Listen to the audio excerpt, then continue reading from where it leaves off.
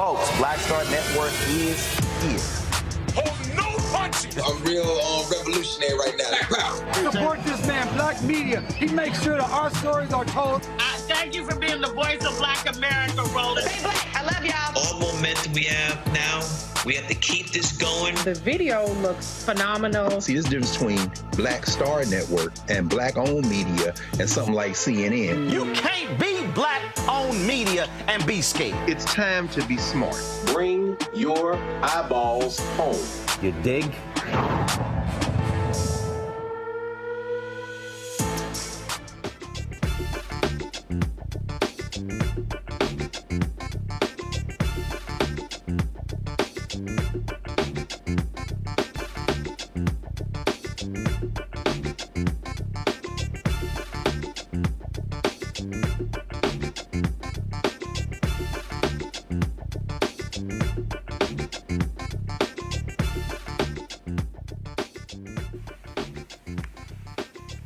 Folks, today's Wednesday, October 16, 2024. Coming up on Roland Martin Unfiltered, streaming live on the Black Star Network. I am here in Elizabeth City, North Carolina, on the campus of Elizabeth City State University. Lots to talk about. This is a battleground state, and Eastern North Carolina is going to be critical to the chances of Vice President Kamala Harris winning this state.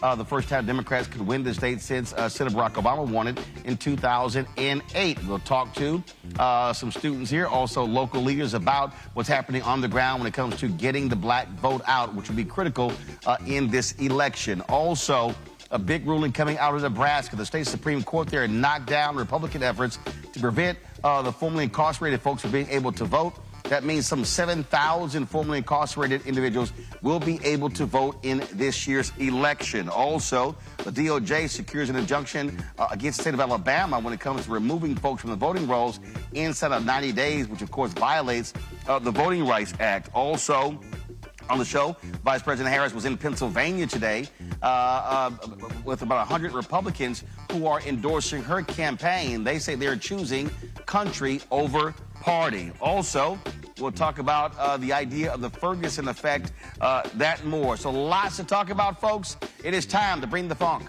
on Roland Martin Unfiltered. On the Black Star Network, let's go. He's got it. Whatever the miss, he's on it. Whatever it is, he's got the scoop, the fact, the find. And when it breaks, he's right on time and it's rolling. Best believe he's knowing. Putting it down from sports to news to politics. With entertainment just for kicks, he's rolling. It's on go, roll, y'all. It's Roland Martin, rolling with Roland now. He's funk, he's fresh, he's real, the best, you know he's Roland Martin now.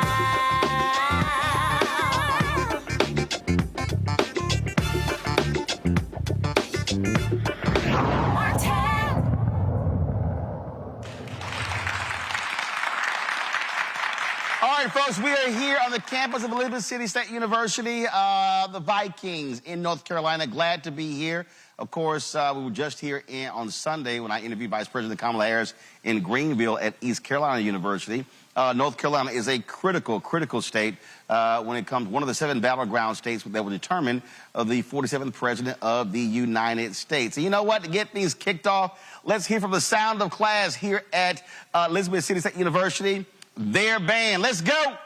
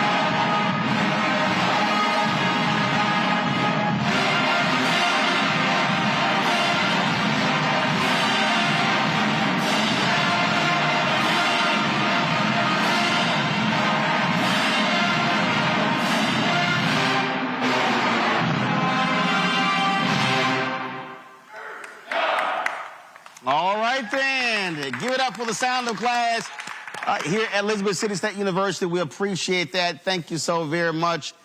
We had Fayetteville State on Friday. Now, they put some pressure on y'all now, so Fayetteville State, let's see what y'all gonna do on Friday. I'm just saying. So again, I appreciate that, folks. It's a lot we're gonna be talking about over the next couple of hours. Again, North Carolina is one of 7 battleground states where both campaigns, Harris, Walz, Trump, and Vance are duking it out. When you talk about Michigan, Wisconsin, Pennsylvania, North Carolina, Arizona, you have Nevada as well, plus Georgia. Those 7 states are huge. Of course, early voting in this state begins on Thursday. And we've already seen the results. Significant turnout in Pennsylvania, as well as yesterday, more than 300,000 folks who voted early in Georgia, breaking their single-day record. And so lots on the line when it comes to this election, determining, what is next, the 47th president of the United States. Now, earlier today, Vice President Kamala, first of all, right now, Vice President Kamala Harris is, they're airing an interview that she did with Fox News, Brett Baird. Now, me personally, I don't think they should have done an interview with Fox News because when you pay a $787.5 million settlement because you were advancing Donald Trump's lies for the 2020 election, to me, that means that they disqualified themselves from getting an interview, from hosting a debate, or anything along those lines. And in fact, they still are involved in the Smartmatic lawsuit. Well, they were calling into question their voting machines. And so they could very well pay more than $1 billion even in that particular lawsuit. That lawsuit was actually about $2.5 billion. Newsmax settled with them as well. And so, but that's what's going on. So we'll have some of those clips for you during the show as well. First, though, the VP was in Pennsylvania today. More than 100 Republicans were endorsing her there. And so here's just some of what she had to say today in Pennsylvania. I thank you all for everything that you are doing and the courage you are showing. This is an extraordinary climate right now. And I think we all recognize the courage that you are each showing to speak out so publicly and to put, as we are saying, because we truly believe a country over party. So thank you all. And can we please applaud Bob and Christina and all of the folks on the stage, please. Thank you. Thank you.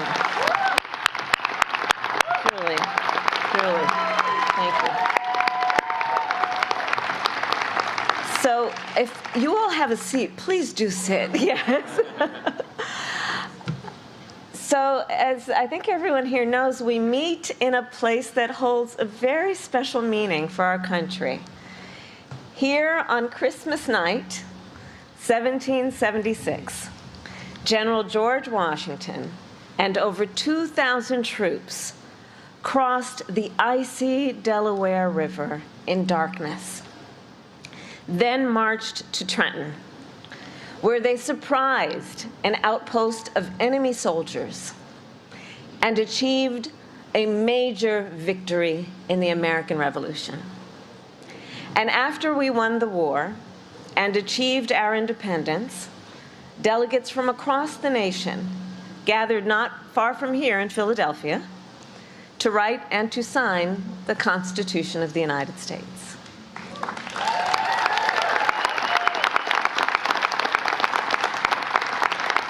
And we remember and reflect on what that moment was, knowing that leading up to that work to write, to compose the Constitution of the United States, that work was not easy. The founders often disagreed, often quite passionately. But in the end, the Constitution of the United States laid out the foundations of our democracy, including the rule of law, that there would be checks and balances, that we would have free and fair elections, and a peaceful transfer of power.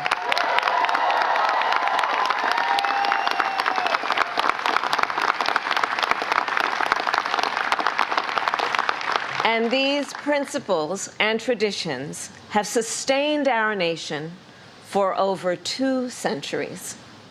Sustained because generations of Americans from all backgrounds, from all beliefs, have cherished them, upheld them, and defended them.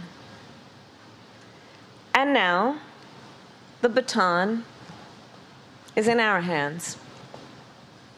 So I am joined today by over 100 Republican leaders from across Pennsylvania and across our country who are supporting my candidacy for President of the United States. And I am deeply honored to have their support.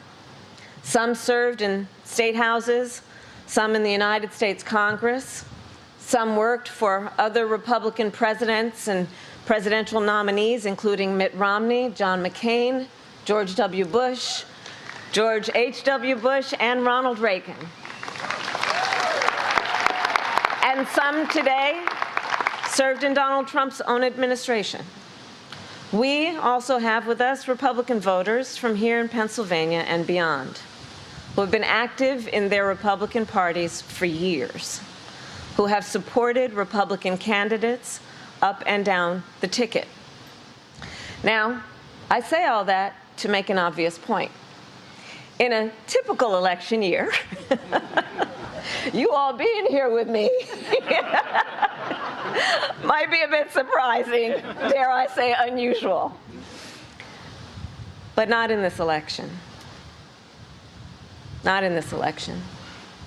Because at stake in this race are the democratic ideals that our founders and generations of Americans before us have fought for. At stake in this election is the Constitution of the United States, its very self. We are here today because we share a core belief. All right, folks, we live streamed that earlier, so if you want to actually see the full speech, just simply go to our Black Star Network app or go to our YouTube channel as well. Let me introduce you to 4 students here at Elizabeth City State University. To my left, we have Heaven Brown. Heaven is, of course, a class of 2025. Elizabeth, Miss ECSU, what's happening? Hello. All right, glad to see you, glad to see you. Y'all can clap for y'all. Go ahead, go ahead. Got Donovan Hankins, he's a senior here. Corey Simmons is a senior. We have Amor Bailey, a junior. So glad to have all of y'all. So glad to be on the campus. So Heaven, I'll start with you. What have the conversations been like amongst students when it comes to this election? Are they excited? Are they sort of like, what's happening? On our campus, it's been very exciting.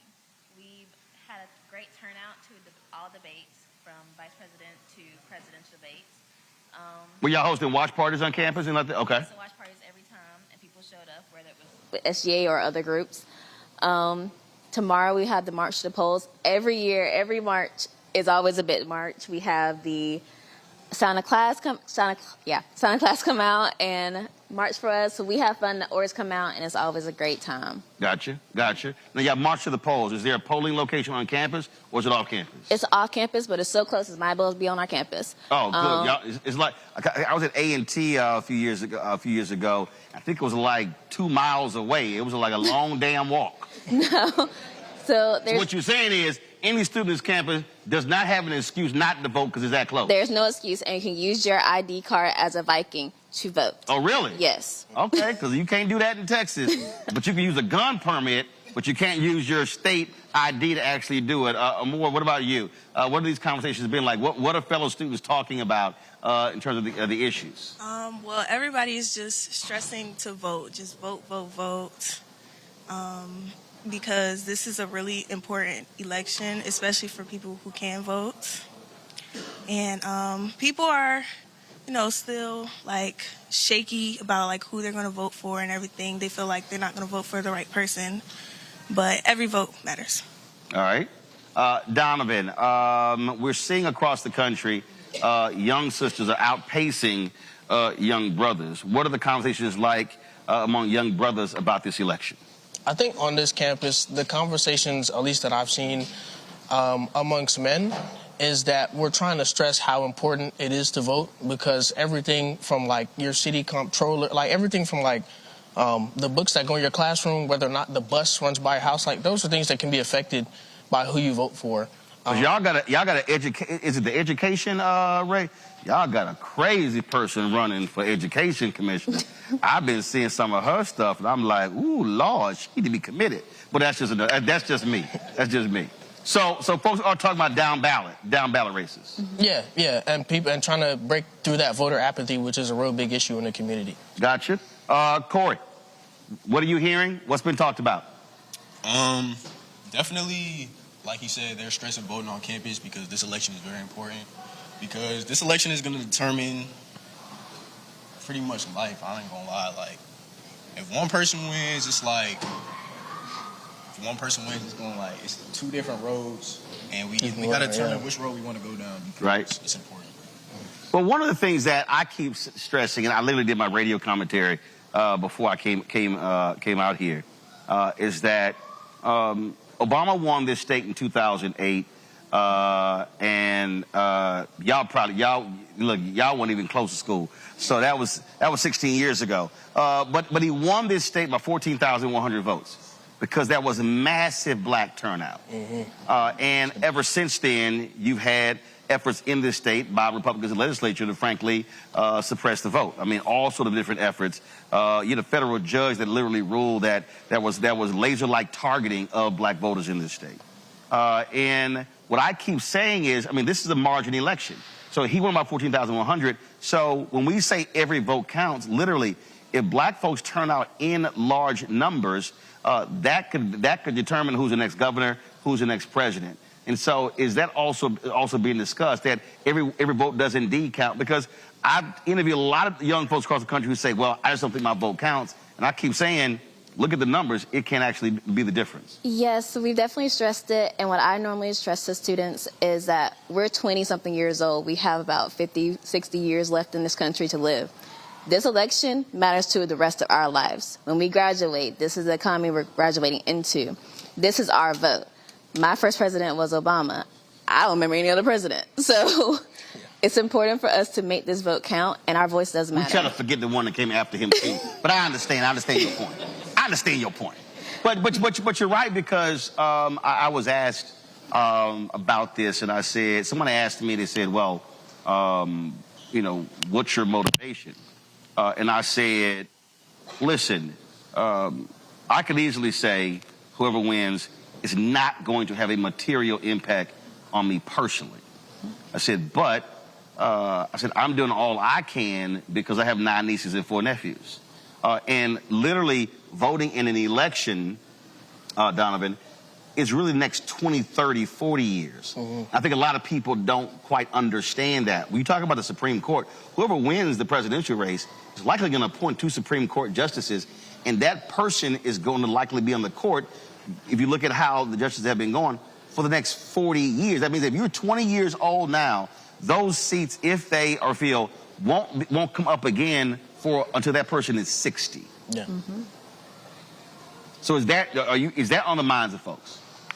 I think it's on the minds of some students on this campus. I know some people are more politically adept as to what it comes to what their vote means. I know it's on my mind, but it may not be in everyone's mind. So I think it's important that we go out of our way to make sure that everybody knows that the vote is just more than just turning up to the polls. It's about the future, your children's future, because all that stuff is inherently connected to itself. So Corey and Moore, okay, take me through this. Have y'all encountered students who don't want to vote, and what are y'all telling them? Yes, I have definitely encountered plenty of people who don't want to vote. And what are you telling them? Well, my mom has this saying. She says every time you don't vote for somebody, it's a vote for somebody else. Right. And so I tell them my mom's saying that you don't vote, you can't eat at this house. Oh. And I'm with her on that. I'm with her.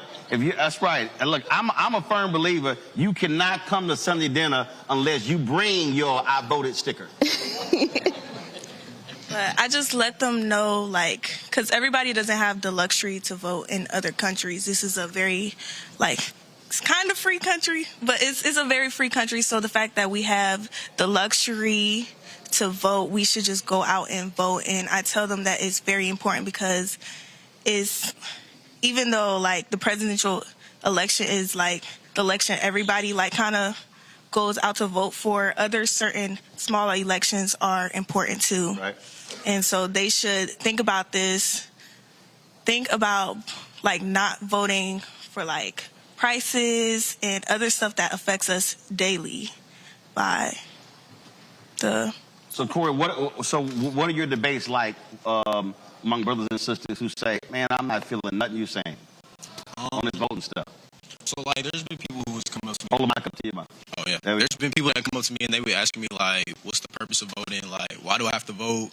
I'm just getting to college. I don't see a reason why it's not going to have any effect. And the thing that I tell them is, think about yourself in 4 years. Think about how you're going to be, how the world's going to be in 4 years if you don't vote versus if you vote, especially for somebody that you agree with their goals. Just hold the microphone right there. But here's the deal.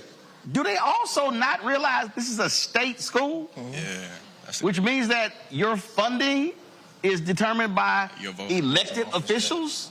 So if anybody's saying, I don't understand why voting doesn't matter, it's called buildings, facilities, it's called resources. I mean, this school is directly tied to who in the legislature and the governor's mansion. Yeah, I just feel like some people, they don't look at the bigger picture. They just look at the surface of things. Like, one thing that I say, like, that I've been living by, I always like to dig. Like, I look underneath everything. So you can see, like, the deeper aspects, like, you know what I'm saying? Yeah. I'm asking each one of you, most important issue this election season. I'm going to start with you. Most important issue? Most important issue. Can you come back to me? Oh, got to come back to you. All right, Hammond, I'll start with you. One or two, what's the most important for you this election? I think education in general, a lot of things have been being put in and taken out of the education system, and we got to make sure that everyone gets the same education. And then women's rights. As a black woman, I feel like it's been attacked a little bit this past couple years, and we got to make sure we're all protected. Just a little bit. We've been attacked. So definitely women's rights for me. All right. Donovan? I think for me, definitely education, like Heaven said, but also like a focus on public infrastructure. I think that a big part of our economy, of our GDP, has to do with our ability to produce and export and import things to and from the country. So stuff like bridges, roads, high-speed rail, all that stuff matters because it can directly affect, you know, what you're able to buy, the bread you put on the table, stuff like that. Corey? To kind of piggyback off what he said, I would say inflation. Inflation has been a big thing. I think they're trying to bring the prices back down a little bit because they have been like skyrocketing it, and that's kind of like. Well, yeah, a lot of corporations that made a whole bunch of money with major corporate profits by jacking prices up. Mm-hmm. So most people don't even realize the president can't. The president doesn't determine prices. Right. So it's amazing these people who say, "Well, prices were down when Donald Trump was president." Well, they were down when Obama was president, but a president that doesn't determine those prices. Those are individual companies, and they made a lot of money in the last 2 years. All right, you figure out what your issues are? Like they said before, education. Excuse me. Don't be scared. Like having a regular conversation. Don't worry about it. Like you mentioned before, just when you vote for the president, you vote for all the people that they're going to have around them. And so, like... I mean, their staff and their departments, their cabinet secretaries. Yeah. And so just voting for a president who is going to provide us with safety and just make sure, like... Go ahead. You good, we got time, baby. My flowers. We got time. We'll wait on you. Just make sure, like... the community is good. Okay. Everybody is good. All right, then. Yeah. All right, well, we proceed. There you go. See, that wasn't bad at all. Y'all give it up for our students here.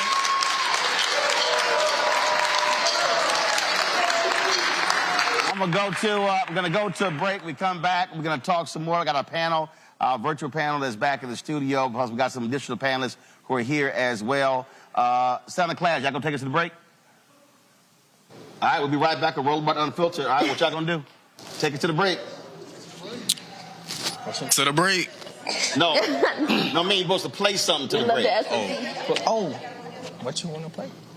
Hey, we about to go set our right now. Yeah. About to go right now. Well, the half of y'all that got them play something. The half of y'all that got them play something. Give me a trumpet solo there. One of y'all got skills? I know one trumpet player got some skills. What y'all gonna do? All right, let's turn that camera around. Antoine, turn the camera around. No, hold up. I'm gonna make y'all come up here in the lights. Y'all come up here. I'll make y'all come up here.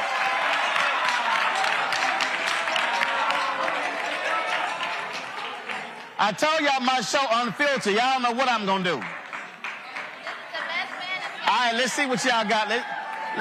My brother played trumpet. I played cornet. So let's see what y'all got.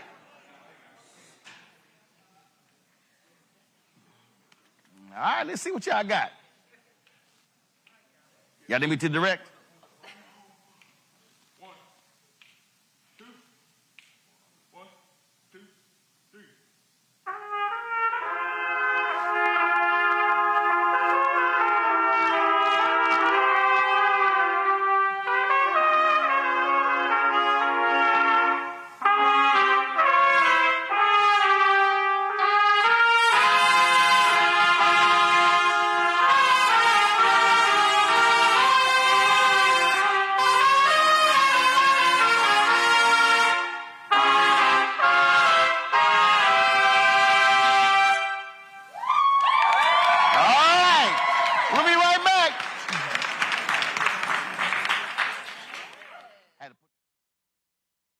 He told us who he was. Should abortion be punished? There has to be some form of punishment. Then he showed us. For 54 years, they were trying to get Roe v. Wade terminated, and I did it, and I'm proud to have done it. Now Donald Trump wants to go further with plans to restrict birth control, ban abortion nationwide, even monitor women's pregnancies. We know who Donald Trump is. He'll take control. We'll pay the price. I'm Kamala Harris, and I approve this message. In 2016, Donald Trump said he would choose only the best people to work in his White House. Now those people have a warning for America. Trump is not fit to be president again. Here's his vice president. Anyone who puts themselves over the Constitution should never be president of the United States. It should come as no surprise that I will not be endorsing Donald Trump this year. His defense secretary. Do you think Trump can be trusted with the nation's secrets ever again? No. I mean, it's just irresponsible action that places our service members at risk, places our nation's security at risk. His national security advisor. Donald Trump will cause a lot of damage. The only thing he cares about is Donald Trump. And the nation's highest-ranking military officer. We don't take an oath to a king or a queen or to a tyrant or a dictator. And we don't take an oath to a wannabe dictator. Take it from the people who knew him best. Donald Trump is a danger to our troops and our democracy. We can't let him lead our country again.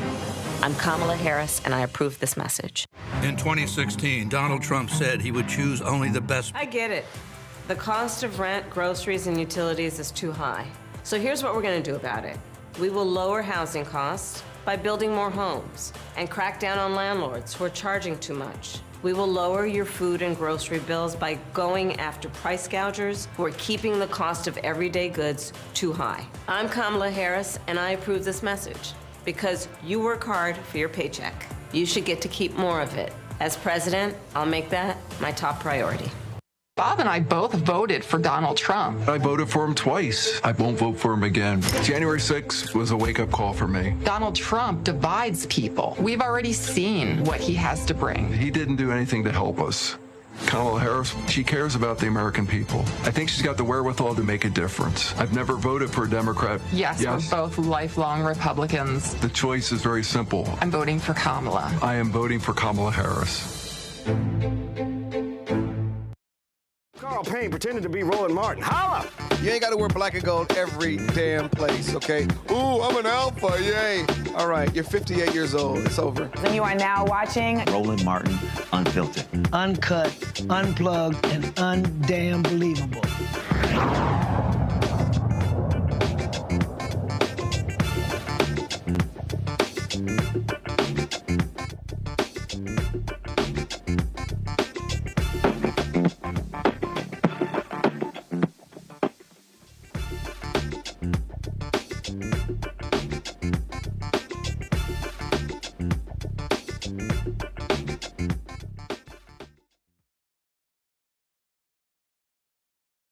We back on the show, but we taking this alpha photo, so it's an alpha host, so y'all gotta wait. All right, here we go.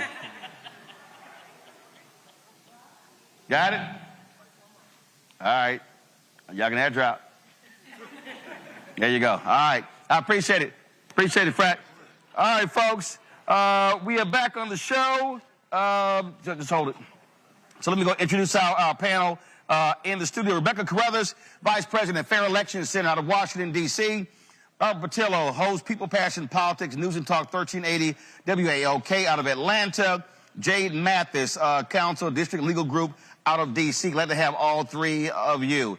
Rebecca, I'll start with you. Vice President Kamala Harris sat down with Bret Baier of Fox News. So, all right, since everybody's whining and complaining about her going on the Fox, when is Trump going to sit down on MSNBC, CNN, and I know he's not going to come on this show?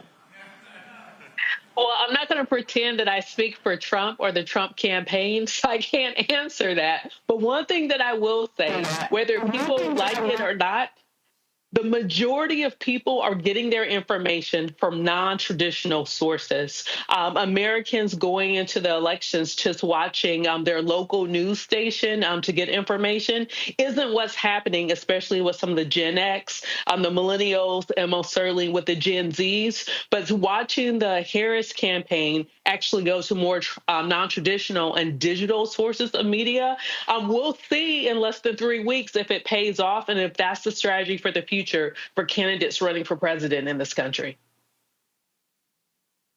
Robert, it is very interesting, again, when you look at the political people. They always, this one always cracks me up. They always make demands of Democrats. They don't make demands of Republicans. And we saw Trump, he just canceled on CNBC. He's supposed to be on yesterday.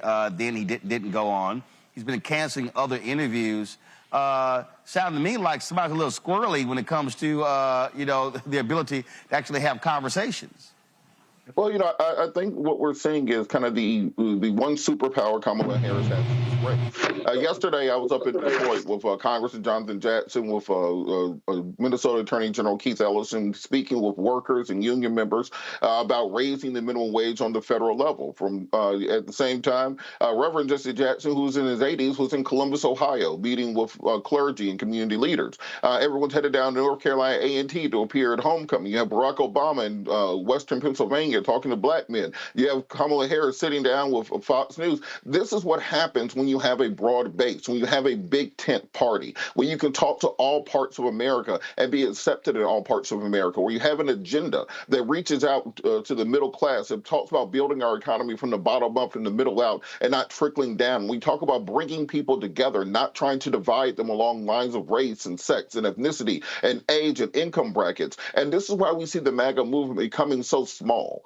The fact that you have more Republican presidents supporting Kamala Harris and supporting Donald Trump tells us a lot about what's going on in this country. That when you have this small movement, this small angry movement that talks about jailing their political opposition, that talks about putting together a purge, that would give 1 day to take care of those people. When you talk about building concentration camps for 20 million people that you're going to round up door to door, what you call the largest mass deportation in American history. And the original version of it was called Operation Wetback under the Eisenhower administration. When you have that on one side of the aisle versus someone who can articulate a message about uplifting people, this is what makes the Harris campaign so strong. And this is what makes the Democrats' opportunity of taking back both the House and Senate also strong going into the general election. And of course, Jade, like clockwork, the likes of Megyn Kelly and Will Cain, all those people whining, complaining about, oh my God, how Harris couldn't answer any of these questions. Well, I guess she could have used Trump's weave answers or some of the other stuff. I mean, look, here's the reality. When you have 40 individuals who work for him now say he should never be back in the Oval Office, that is, I believe, one of the greatest indictments of anybody. When even your own vice president refuses to endorse you, probably because you tried to let him get killed. Yeah, and it shows, leadership, poor leadership, right? A reflection of poor leadership because the people who were once under your leadership, and it's several people, it's dozens of people, right? It's not 1, 2, 3, 4, 5. It's almost 40 people saying that. Also, this is astronomical, the support for the Republican Party for a Democratic candidate. And I think that's another thing. So, yeah, they can always comment about she's not answering certain questions, but his answers to certain questions are going to be an impromptu concert, right? A 50-song concert, right? A complete random rant about nothing, and it's going to be a concert. So if that's the comparison, then yes, I prefer him not to take the stage and to answer questions that we actually need answered in front of the Democratic Party. Oh, absolutely. And I'm just sort of laughing, Rebecca, at the likes of this idiot Joe Concha, Will Cain, and all of these folks. Again, let me just remind people, Fox News paid a $787.5 million settlement because they routinely advanced Donald Trump's lies about the 2020 election. They knowingly lied.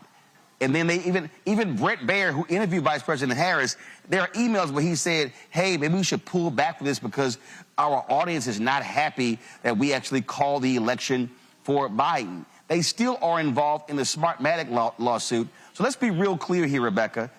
Vice President Harris did not talk to a news organization today. She talked to the propaganda arm of the Republican Party. It is you could call it a propaganda arm, but it's also a network that a lot of folks who are actively voting now and going to the voting booth on or before November 5th, they watch, they plug in. I mean, but we also have seen studies that show if you're an avid Fox News watcher, you are worse off and you know less about what's happening in this country than before you started to tune in. So it's kind of half a dozen in one hand, six in the other. I do think it's important, though, for a candidate not to have the perception that they're only talking to friendly audiences. So if this checks that box and it makes people think that, okay, she's talking to non-friendly audience, then, that is the strategy. But I don't think anyone in your audience, Roland, would say that Fox News is the harbinger of truth and factual information. But see, look, I get what Rebecca says there, Robert, but the only difference here is literally they are the communications arm of the Republican Party. And Brett Baer, after they announced he was going to have the interview, he literally was fighting back people who were mad at him and complaining about misinformation. I'm like, dude, that's what your network does. Your network is the leading disinformation platform out of all in America. So it's no shock their audience are full of nutcases because they're fed that stuff every single night and day. I understand, but I think it's important to talk to all audiences. And there are good people at Fox. Neil Cavuto's great. Shannon Bream is great. Brent is often fair in his interviews. And I think you have to separate those from the kind of the Jesse Waters, Laura Ingrams, Sean Hannity's of the world. And at the end of the day, those Nikki Haley voters who don't like Donald Trump, they're watching Fox News. Those Romney Republicans that are going to be crossing over, they're watching Fox News. The people who are Liz Cheney and Dick Cheney supporters who endorse Kamala Harris, they're watching Fox News. So if you can get 1 out of every 1,000 people to potentially consider switching over, that might be the margin in one of these swing states. And that shows the broadness and the strength of the Harris campaign, the Harris wall ticket, because Donald Trump knows he can't step into the arena on Roland Martin Unfiltered. He can't step into the arena on any network that isn't completely in the tank for him, because as we've seen in the last week, he melts down at even the slightest question because he understands that with any pushback, his answers fall apart. Look, absolutely. And I just think that, again, Jade, fine, they did it. You move on. But you got to call a thing a thing. And that is a network that actually is filled with a bunch of liars, and they lie every single day. And people tune in, quite frankly, to watch that and to hear those lives, right? People are probably been following Fox for decades, the people who are currently watching, or they have some new watchers, I'm sure. But they tune in to hear that bash train, that hate train. They're tuning in to hear a particular thing, so Fox News has to give it to them. Yep, that's exactly what happens. All right, folks, going to go to a break. We come back. We're going to talk about a lot more election stuff happening. DOJ gets an injunction out of Alabama. Huge ruling by the Nebraska Supreme Court when it comes to voting rights for formerly incarcerated folks there. And then we'll talk about what's happening on the ground here in North Carolina, in eastern North Carolina as well. We're broadcasting live from the campus of Elizabeth City State University. Folks, this is Roland Martin Unfiltered on the Black Star Network. Don't forget to support the work that we do. Be sure to join our Bring the Funk fan club so you're checking money order. P.O. Box 57196, Washington, D.C. 20037-0196. Cash App, $RM Unfiltered. PayPal, R Martin Unfiltered. Venmo is RM Unfiltered. Zelle, Roland at RolandSMartin.com. Roland at RolandMartinUnfiltered.com. We'll be right back.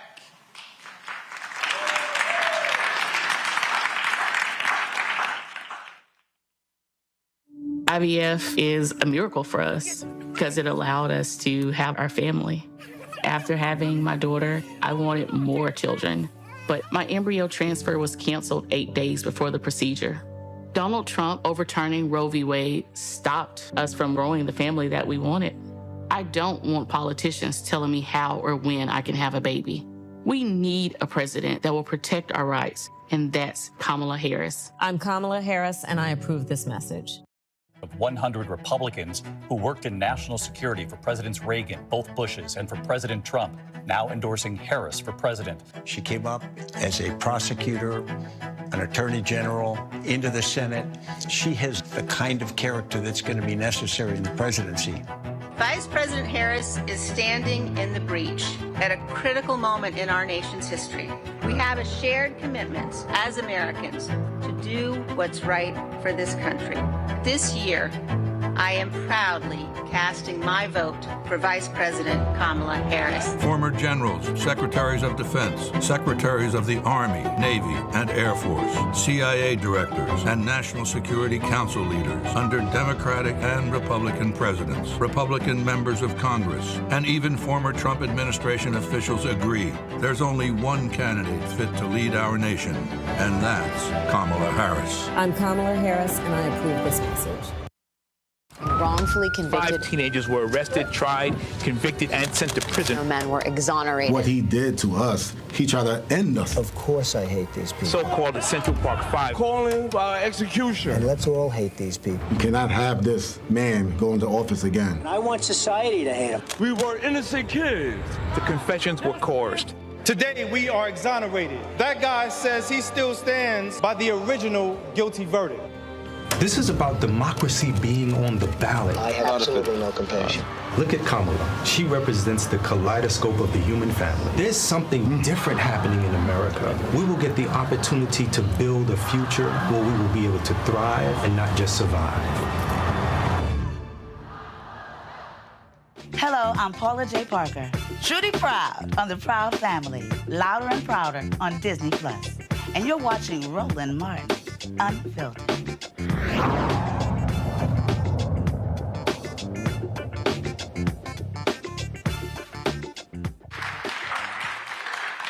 Double checking. They have both of your names. All right, folks, we are back. Elizabeth City State University. As I keep saying, North Carolina is going to be a crucial battleground state. And we're already seeing it. Millions of dollars are being poured into this state. Television, radio ads, folks on the ground. Early voting here starts tomorrow, and so we look forward to that. Right now, we got 2 guests here. Introduce yourselves. Tell the folks who you are. Good evening. I am Keith Rivers, President of the Pasquotank County branch of the National Association for the Advancement of Colored People. And we just want to say thank you, Roland, for being here in the rural part of northeastern North Carolina. Appreciate it. Kirk Rivers, Mayor of the great city of Elizabeth City, North Carolina. Take each other to know each other. Ever since I've been born. Gotcha. That's why I couldn't introduce y'all. I want y'all to introduce yourselves because everybody watching, they brothers. So it's like let y'all know that. So let's talk about this. Let's talk about this election. You mentioned rural part, and the reality is when you look at Georgia, North Carolina, many of these states, you often have folks who only go to Western North Carolina. Going to much larger cities.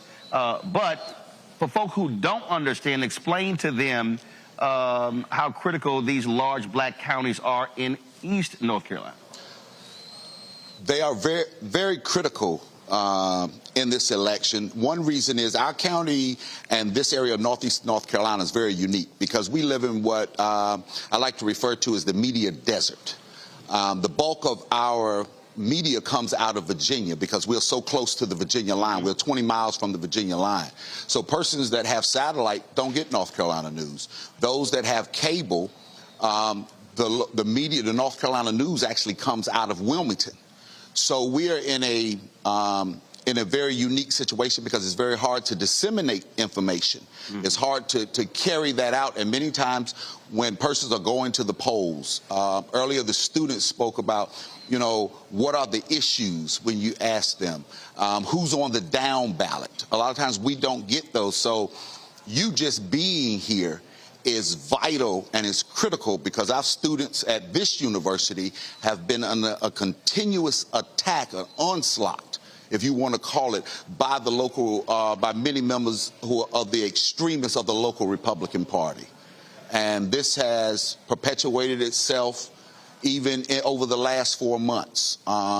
Earlier you talked about the voting site, which is the Kermit E. White Center here, which is owned by Elizabeth City State University, but it's not on the internal campus. And there was a push by the local Republican Party here to remove that site. Right. And to take it to the local Board of Elections. And this went on for over 4 months. And they filed numerous complaints. They were frivolous. They were fraudulent. How far away is the local Board of Elections office? We would have had 2 voting sites within 100 yards of each other, or 200 yards, because when the state board agreed to have 2 early voting sites. Right. However, our local election director resigned in the month of August, followed by the deputy director. So the same Republicans that were fighting against the Kermit E. White Center came back, and in a unanimous vote after their resignation, which looks like the rest of North Carolina, because since 2019, 60% of the election directors in this state have resigned. Many of them cited for intimidation and just constant. Now, here in Pasquotank County, our election director nor deputy gave any reason why they resigned, but we know that complaints have been filed. They filed complaints against us from 2020. Right. They have continuously filed complaints about student voting. So we can see the handwriting on the wall. So we would have had 2 election sites within probably 150 yards of each other, but yet when the director and the deputy director resigned, it was a unanimous vote. And the Republicans said, okay, well, let's go to the Kermit E. White Center. And they've already started in talking about some of the things that they want are so unrealistic. The lighting on the building. They don't feel safe. Why don't you feel safe? See, Kirk, the reason that people need to understand what Keith is describing, literally patterns, Waller County in Texas, where Prairie View is. Same thing. And it's the same thing, I mean, in Fort Worth, in Arlington, Texas, University of Texas at Arlington, which is a PWI. But the Republican Tarrant County judge, he wanted to remove the early voting location off of the campus of UTA. You're talking about a university with, 10, 20,000 students, and you go faculty, plus it's easily accessible for the public because of parking as well. I remember, I think it was 2012 or so, I can't remember the year, there was a clerk in Wisconsin who admitted to purposely moving an early voting location off of a college campus because too many of the white college students were voting Democrat. And they moved it out to a place far away that had a small parking lot, and because they wanted to frustrate people. And so for people who don't understand, and I've been covering what's been happening in this state going back to 2008. After Obama, this state used to have low voter turnout, but there was massive engagement, maximum turnout in 2008, and Republicans said, oh, hell no, we can't have this. And in this state, black people specifically have been under attack by Republican leadership in the legislature, even when you're Republican governors, the boards of elections, ever since Obama won in 2008. That's right. And they continue to try to cause confusion. Elizabeth City State University, we're home of the mighty Vikings. And right here, What's the student side? What's population here? This year they're on the rise. I think in the last we're probably at about 1,800. Got it. But the key is... You say higher. What's the number? 2,000. There we go. 2,200. There we go. 2,200. So when don't leave out the other 472. Exactly. When I was first elected, right out of graduating from Elizabeth City State University, from that point, I was elected to be city councilman. From that point right there, the Republican Party has been filing suit against ECSU, causing confusion. And wasting money. Exactly. And then about 6 or 7 years later, we had a student to actually run. And he was successful to take my spot.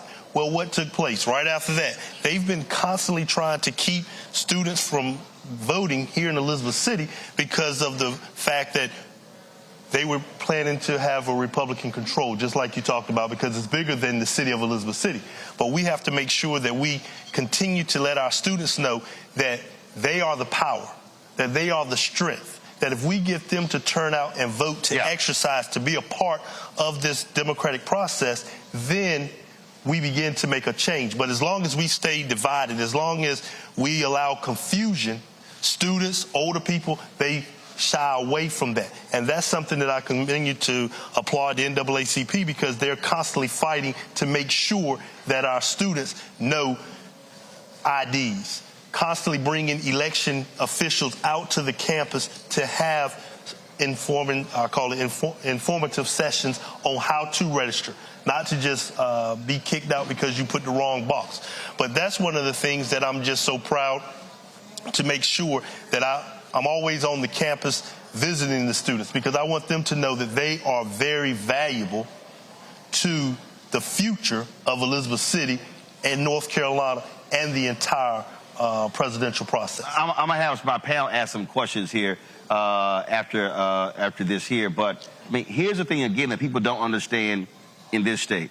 They were so dastardly, they split North Carolina A&T into 2 congressional districts. We used to have that. I can't think of any other place in the country where a university would sit in 2 congressional districts because Republicans in this state were afraid that North Carolina A&T, being the largest HBCU in the country, that if they voted as a voting bloc, they could literally determine that member of Congress, they could determine the mayor of that town. And that's really what we're talking about here, Keith. We're talking about, and this is why I keep saying to black folks, if we understand maximizing our voting power, if you're talking about in this city, a block of 2,200 students plus staff, faculty, and then other folks, I mean, you're talking about a massive voting block.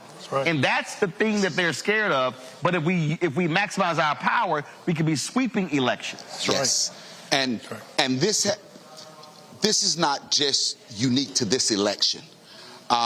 Students at Elizabeth City State some years back were even subpoenaed. Right. You imagine you send your child to college, they go out and vote, and then somebody walks in and hands them subpoenas. The sheriff's department walks in and issues subpoenas, and the students then have to go in front of a hearing. And that just didn't happen once, twice. It has happened 3 times. And that's that type of intimidation that is taking place in northeastern North Carolina that really mirrors what's going on. It's just exemplified here because many times that media desert that we live in, it's not covered, it's not talked about. And when you're in small and rural areas, because we don't have a lot of the resource, because we don't have numerous social justice organizations, it is very easy to target individuals. But, you know, there's a saying, I may be nonpartisan, but I'm political as hell. And we're going to protect these students. We're going to protect them as they go to the polls. We're going to protect their rights. We're going to be there for them. And that is so important because when I do talk to the students, I let them know that it was young people in the 60s. You know, when they look now and they see Dr. King, they think about him as an older gentleman. But Dr. King was 25. When we look at Selma, when we look at Bloody Sunday, that was John Lewis under the age of 21. That was the young people that made the difference. And this is what they have to know, that they make the difference, and it is their right. If they want to vote, they're going to vote. They're going to be protected. The Pasco Tank branch of the NAACP, along with many other persons in this community, the state NAACP, we're going to ensure that when they go to those polls, that they're going to be safe, they're going to be protected, and that they're going to cast their vote for whomever they so choose. But they have to know, and that's why, again, Roland, we're just so excited that you chose to be here so that these issues can come to forefront. You know, we were here when Andrew Brown Jr. was murdered, and young man was shot in the back of the head. And the deputies went back to work here in Pasco Tank County. But we took that pain, and I want our students to know and everybody to know, we took that pain and turned it into political power. Because at the very next local election, my brother became the mayor. 5 out of the 8 seats on city council were black people. Okay? And it's always not necessarily about color, but it's about people with like interests. Right. But we took that pain and turned it into political power. And Kirk, that's the thing that I'm always, earlier I said it's math. And when you talk about politics, if you got an 8-member city council, you need 5 votes. That's right. If you got a 9-member school board, you need 5 votes. If you got a 7-member county commission, you need 4 votes. Right. And it's important for any student, any middle-aged person, any senior citizen to understand that it's a numbers game. That's right. If you look at many of these places where you have 35, 40, 45% African-American, in some places 50, 60, we could literally be running the table. So when people talk about, well, our issues are not being addressed, well, if you don't vote, it's a guarantee they won't be addressed, and then we can control it. And it doesn't, listen, I was in Montgomery, Alabama, and that was a white woman who was hardcore about making sure kids in that predominantly black city were being educated during COVID. I was at Alabama State a couple of weeks ago, and she was there, and she thanked people bringing her on the show. And so, bottom line is, there are white folks of conscience, there are Latino folks of conscience, Asian folks of conscience. You talk about it's not about race, it's about like interest. But if we let folks sit on the couches, then you literally can't change anything in the city, in the county, in the state, in the country. That's right. It's about the numbers. And other people recognize, but sometimes we're last to recognize that if we come together, if the students come together, 2,200, we have about 3,000, 3,200 on a city election for mayor out of about over 20,000 residents. So you're saying in the city election, some 3,300 folks cast ballots. Voted for mayor. Voted for mayor. Voted for mayor. So this campus could literally change. Pick the mayor every 2 years or 4 years. Every 2 years. Every 2 years. Every 2 years. Even down to our representative for the House. 1,200 State House. I believe Howard Hunter lost on his last election by I think about 1,200 votes. 2,200 changes the election cycle. Takes one. But we don't, because they're so going after causing confusion, that a lot of times we don't have the opportunity to tell the story and let our students, let the persons who sit on the couch know that they are very important.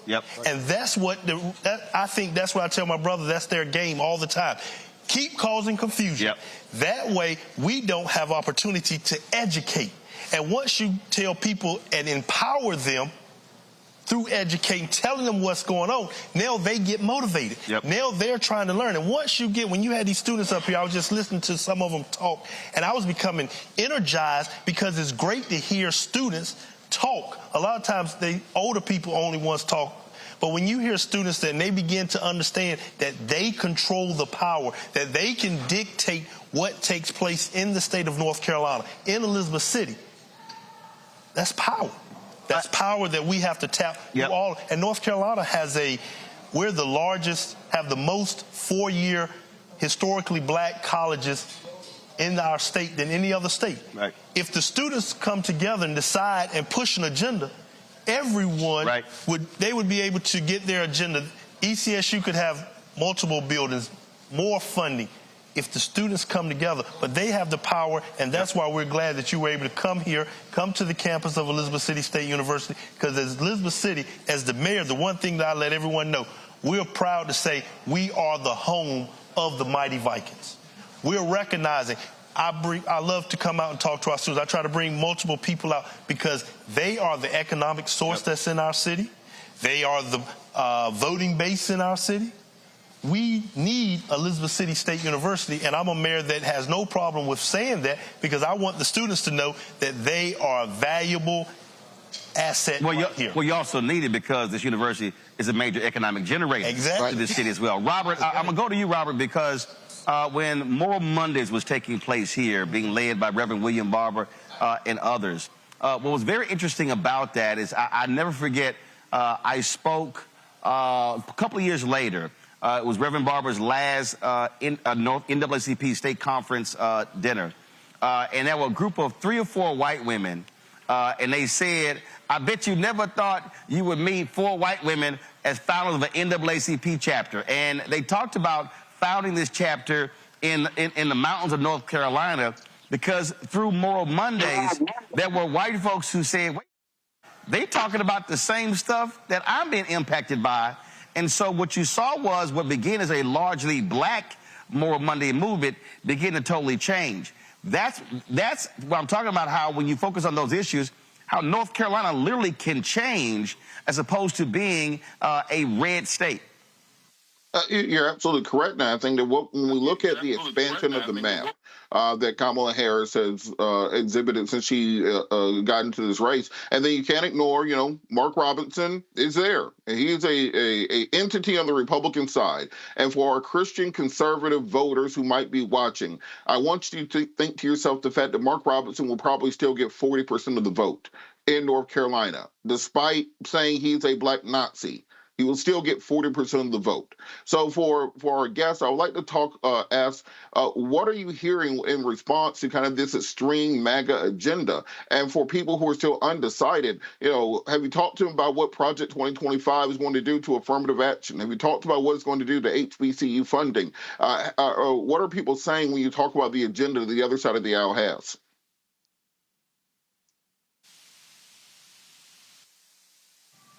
Project 25 is, we know that the Heritage Foundation is the incorporators of that. And we want everybody to understand that Project 25 just doesn't stop at the presidential level. It also drifts down to governor's level, to the mayor's level. We can look back when we had the governor here, McCory. One of the first things he did was put all law enforcement under the Secretary of Public Safety, which is right in line with what went on with Project 25. So we want our young people and the people in the community, we try to ensure that we educate that this is also about the down ballot. And that this is not just related at the presidential level. This is not just, Project 25 is just not about Donald Trump. It is about a continuous attack on voters, young voters. It's that distraction that keeps us from being able to come together to know our own power, the power that we possess. Quickly, I did an op-ed a little while ago when the election director resigned. And, it's difficult already to attract persons, quality persons in positions in the city, such as your county managers and your city managers, your superintendents. A lot of people don't want to come to an area that is chaotic. So it is very important that whites speak up against whites. That's one thing that we have a problem with in our area. You know, when it seems that the only time something goes wrong in the local area, it's always the blacks at the forefront. But yet I can't remember the last time that a white person was held accountable by white people. And I mean, it may be a lot of liberals and things differently, but here, at the end of the day, it still becomes white and black. And we catch a lot of havoc, but, you know, I have to speak truth to power. That's all I know. And if we would come together and hold people accountable, regardless of the color, they're white and they're not doing their job. Or Republican or Democrat. Or Democrat, but hold them accountable. I can look at when with all the financial things that were going on in Elizabeth City, as soon as my brother got elected along with the entire council, all of a sudden these issues come up. These issues about the audits. These issues about the LGC, which is now overgone. The audits have been late for probably 6-7 years before then, when there was a white city manager. But see, all of a sudden, it didn't happen then. There was a town in Tennessee, same thing happened there, where the same issues came up. Right. So, but again, look, those are things that we know what's going to happen when African Americans take over. That's also still why you have to maximize power. Rebecca, your question. Yes, so I've done campaign work in North Carolina, and one of the things that I remember is a lot of the foreign interference, specifically targeting disinformation and misinformation targeted towards Black folks and especially Black registered voters. Well, it's happening again this year. So can you all talk about some of the messaging that you've been using on the ground to talk to skeptical people who are skeptical about turning out to vote this year? Well, we definitely, the thing about it is, it's so much confusion, it's so much negativity that it turns people off. And that's where we have to let people know that you still have to go to vote. Just early when I was listening to Roland talk, when he talked about, we have a young lady running for a state superintendent. She said nationally, kill or pay-per-view, and let's kill Obama. Now, how can you be the Secretary of Education? When you're talking to our young people and you're telling people that we can pay, let's execute Democratic leaders in North Carolina. That's because confusion to the Republican Party is what they're looking for. And we have to make sure that we choose in this election right here, we have to let people know there's two paths. Either you can go with the path that is not about confusion, but let's talk issues, or you can continue to go with confusion. And one thing I found out since being mayor, if we talk to the issues directly, people will get behind you, because that's what we have to stay on track. We have to make sure that we continue to talk about attack on women's body. We have to make it simple and plain about Project 25. We have to make sure that we continue to educate the people at the ground level that it is just not about the presidency, but it's down ballot. And we have to always make sure that people who are capable of understanding bring plain talk is what I like to say. Let's talk plain to the people we are asking to go out and vote. And a lot of times we just don't go. We just automatically assume that everyone's going to vote Republican or everyone's going to vote. But we have to make sure that we talk about the issues. We have to talk about the attack on women's rights. We have to make sure that we talk about how they're trying to disenfranchise, how they're continuing to try to devalue our students and their vote. But we have to make sure that we educate and keep talking about the issues and stop talking about all this confusion and stop letting them bring scare tactics into our community. All right, then. Jade, what's your question? Okay, and my question is going to be, do you think particularly for the NAACP, there's an issue with mobilizing voters there or people coming on board, for instance, the churches, the nonprofit organizations, students, colleges? Do you think there's a bigger issue right there that's internal that can seep out into this election or any other federal election? And if so, what are you all working on to help with that mobilization and to close that boundary, that gap? of NAACP North Carolina. What's happening? Well, there's a lot of layers. One, there has been a push for phone banking, door-to-door canvassing. Here in Pasquotank County, we've done over 10,000 phone calls. We are knocking on doors. We also have a van. We call it Souls to the Polls, where we are offering rides to the polls. And again... Now, is that every day? During early voting. They call 252-421-1090. And they make their appointments. Slow down, repeat it again. 252-421-1090. And they text, make their appointment. We will pick them up. We will take them to the polls. But again, it goes back to this media desert. The more we can disseminate. Well, first of all, what are your media? What are your local media outlets? Where are you getting your information from? We have the Daily Advance, which is our local newspaper. Gotcha. And the TV stations actually come out of Virginia. I got it. Any black radio? We have WGAI. And what is that? That is a local AM radio station. Of course, the university's... Kirk shaking his head like, no, that ain't it. And the key is because, once again, people don't want to talk about it because they're afraid of confusion. They're afraid of their sponsors being cut. They don't want to talk about the real issues and speak truth to power. So are there any local digital outlets? Are there any citizen journalists? Anything online? Nope. Okay. And that's the reason why we're continuing to be looking for information. Because...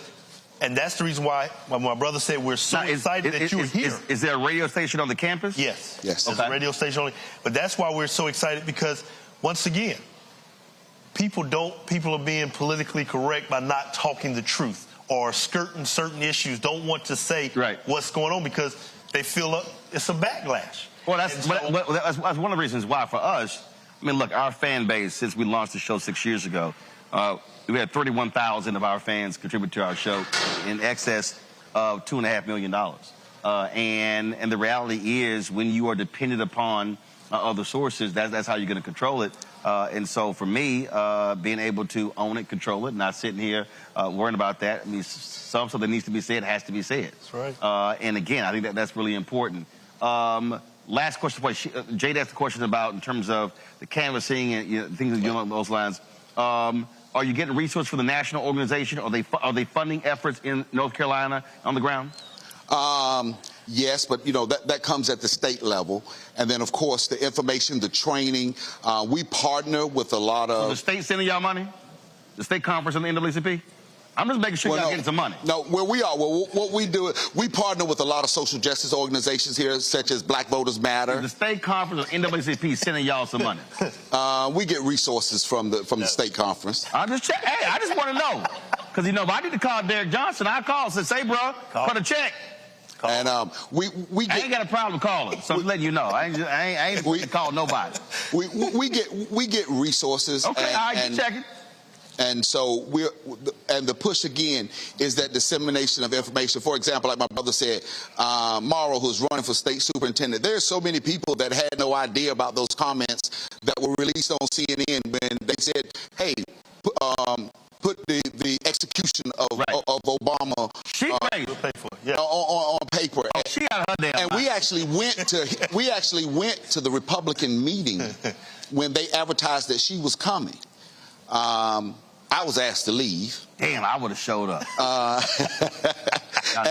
But we kept enough people there to hear, and people need to know this. When somebody is talking about, executing the governor, Roy Cooper, executing Biden, and how can you? And now you're saying that you're going to be the state superintendent of all education, of all of education, and you illiterate. And so, I ain't got a problem. Hey, listen, I ain't got a problem. There's some things y'all can't say. I ain't got a problem saying it. Hell, she was sitting right here. I said it too. You illiterate. So, first of all, let me thank both of y'all. I appreciate it. We're glad to be here. And again, we're going to keep, our whole point is simple. That is, we know the issues that even mainstream media is not going to cover, which is why we do this every single day with my show and the other shows on the Black Star Network. So we appreciate it. Thanks a bunch. Folks, we come back, we're going to talk about crucial judicial rulings. I just got an email from the head of the Atlanta and the Georgia branch of NAACP. We'll tell you about a judge's ruling when it comes to voting there as well when we come back right here. Roland Martin Unfiltered right here on the Black Star Network, live on the campus of Elizabeth City State University. Back in a moment.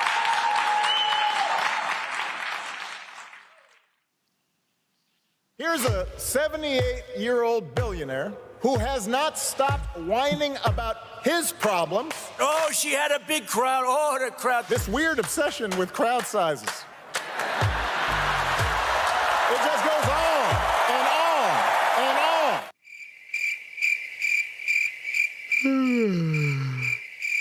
America's ready for a new chapter. We are ready for a President Kamala Harris. I'm Kamala Harris, and I approve this message.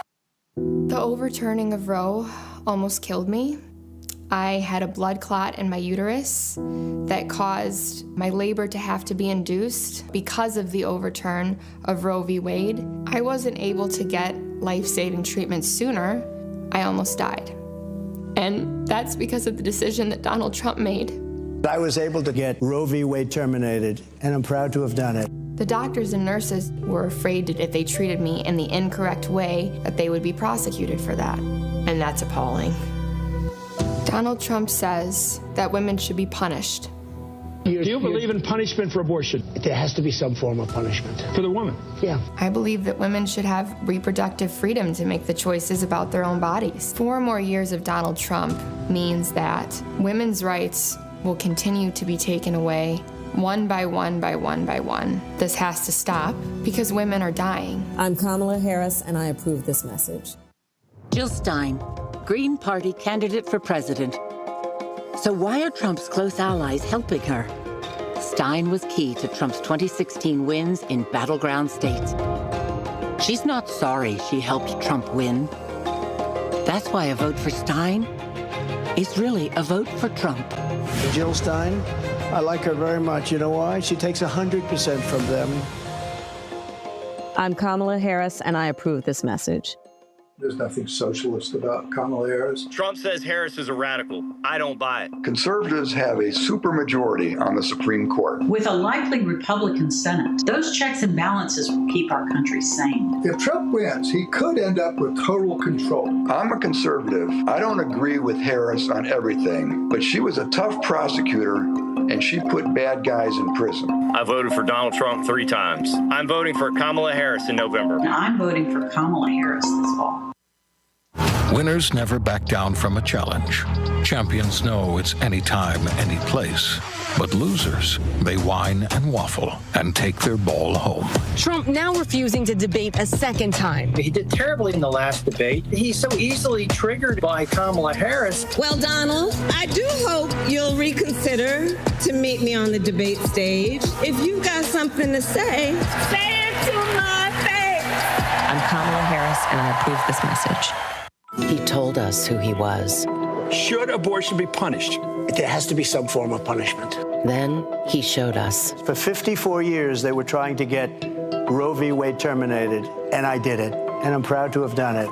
Now Donald Trump wants to go further with plans to restrict birth control, ban abortion nationwide, even monitor women's pregnancies. We know who Donald Trump is. He'll take control. We'll pay the price. I'm Kamala Harris, and I approve this message.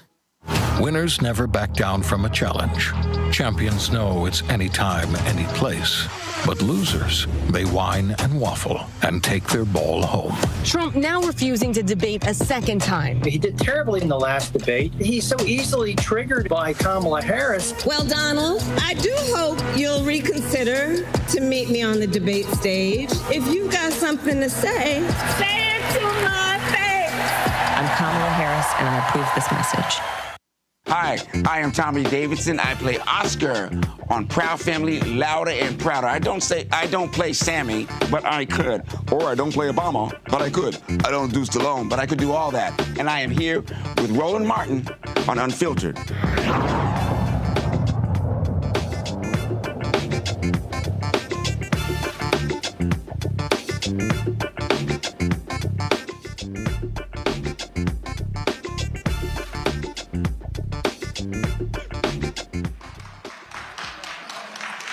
Let's go. All right, folks, welcome back to Elizabeth City State University.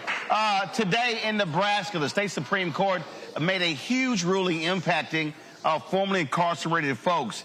They ruled that the state's top election official had no authority to declare a state law that restored the voting rights of those convicted of a felony to be unconstitutional. In July, the Secretary of State in Nebraska ordered county election officials to reject the voter registration of those with felony convictions, citing an opinion issued by the state attorney general. Now, the ACLU sued. They actually won today. And Rebecca, some 7,000 people formerly incarcerated have the right to vote. This was one of those just amazingly idiotic decisions, because you literally had the legislature pass a law, and the Secretary of State decided unilaterally that it was unconstitutional, and the AG backed it up. I've never heard of a Secretary of State and an Attorney General determining a law passed by the legislature to be unconstitutional. That ain't their damn job. Look, y'all know I'm from Nebraska, and you see why I fight so hard about voting rights, because dealing with idiotic people who think that they get to tell the state legislative branch that they can't create rules, but instead it's going to be an administrative branch making the rules in Nebraska. So I talked to so many people from back home today. If you read the ruling, it's extremely scathing. Like the Secretary of State and the Attorney General was clearly out of bounds here. So now there's going to be additional 7,000 plus people who are eligible to vote. And do remember, in Nebraska actually splits its electoral college vote. And so in the Congressional District 2, which is largely the Omaha-Douglas County area, you're going to see real impact with what happens at the top of the ticket. Not only is the vice president in a very competitive race against Trump, but also we see that there's 2 U.S. Senate races are on the ballot. We see there's an independent against the incumbent Republican. We see that race is tightened up. And then we see a Democrat against the other incumbent Republican. And we see that race is pretty interesting with Preston Love, who is a Black man and actually, I believe, ran one of Jesse Jackson's campaigns in the 80s. So that said, keep your eye on Nebraska. This is going to have an impact on what happens with that electoral college vote coming out of Omaha.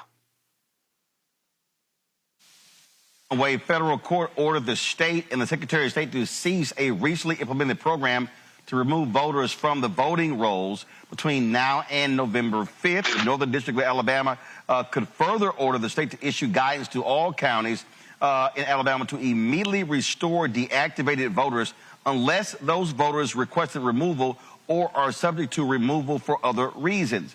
The DOJ filed a lawsuit against Alabama and the Secretary of State in September, alleging that the Secretary of State's voter list maintenance program announced in August violated Section 8 of the National Voter Registration Act of 1993 by conducting a program intending to remove voters within 90 days of a federal election systematically.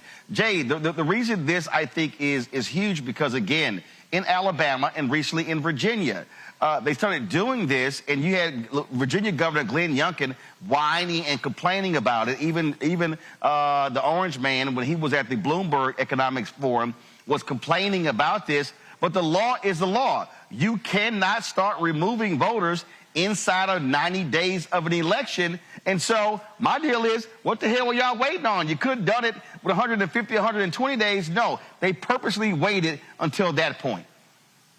You absolutely are. You're absolutely right. They could have done that. And also, you know, I admire the court, Alabama, with the DOJ for asking for an injunction, because what an injunction legally is a court order issued to prevent a party from taking action that can cause irreparable harm. Here, that irreparable harm would be the systematic voter purge attempt program that they're trying to rename as another program. So I think that was absolutely the correct move to make. The DOJ had every right to be concerned, because what Alabama originally was considering as individuals, right? Private individuals who were suing for their rights. However, they failed to consider the United States as a whole in the state of Alabama and oversee that part of it. So I think that this injunction, I hope that is an indefinite injunction, and it was absolutely the right move to make.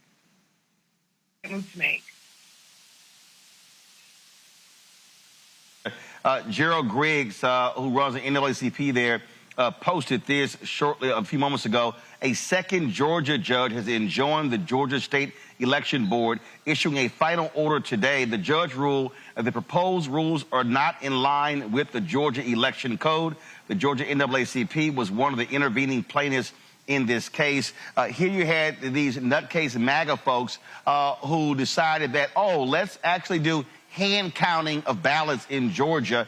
You even had Georgia election officials, Republicans, said, that's just dumb. We can't sit here and count ballots by hand. It goes to show you what happened after the last election when Steve Bannon, who's sitting behind in federal prison right now for contempt of court, when they said we're going to take over school boards and election boards, this is what they wanted to do by taking over the election boards. They wanted to control the elections. And here the court saying, ain't going to happen in Georgia. Absolutely. You know, Gerald Griggs does an outstanding job over there at the NAACP. But this is why I don't understand why Democrats let Republicans take this term lawfare.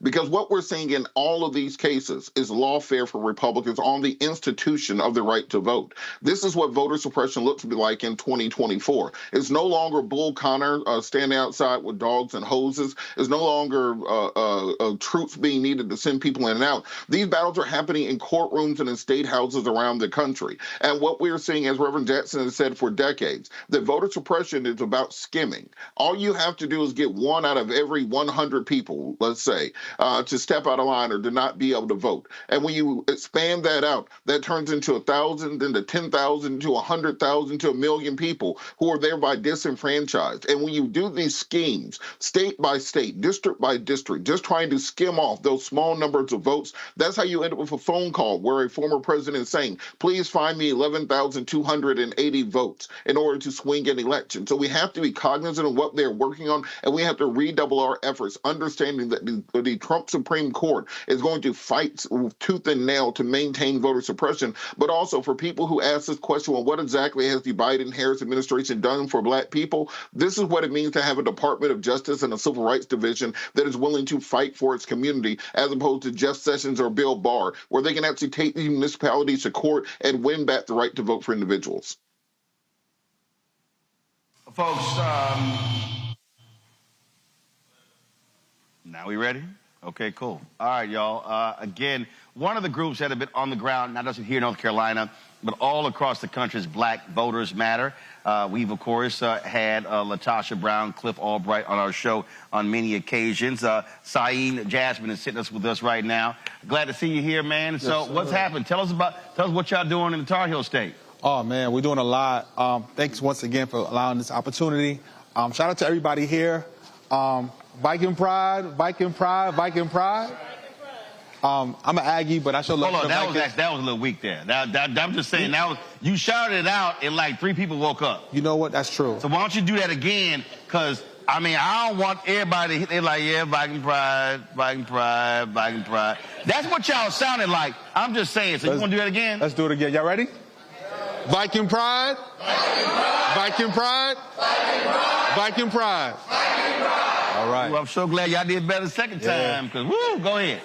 Well, listen, we got to be excited because tomorrow we're going to actually have an early voting march right here on this campus starting at 3 p.m. Okay. 3 p.m. So we'll be here. So that's part of the work. We will be here. Wish we could be here for that. We're going to be in Rocky Mount. Well, why don't y'all do this here? Why don't y'all actually shoot some of the video and then send it to us? We can run it. Because we're at Rocky Mount tomorrow where I'll read the church later. Then we had Fayetteville State on Friday. But go ahead. Yeah, absolutely. So tomorrow's early voting. Like, are y'all excited? Yeah. Who plans on voting tomorrow? Yeah. Everybody's hand should be up.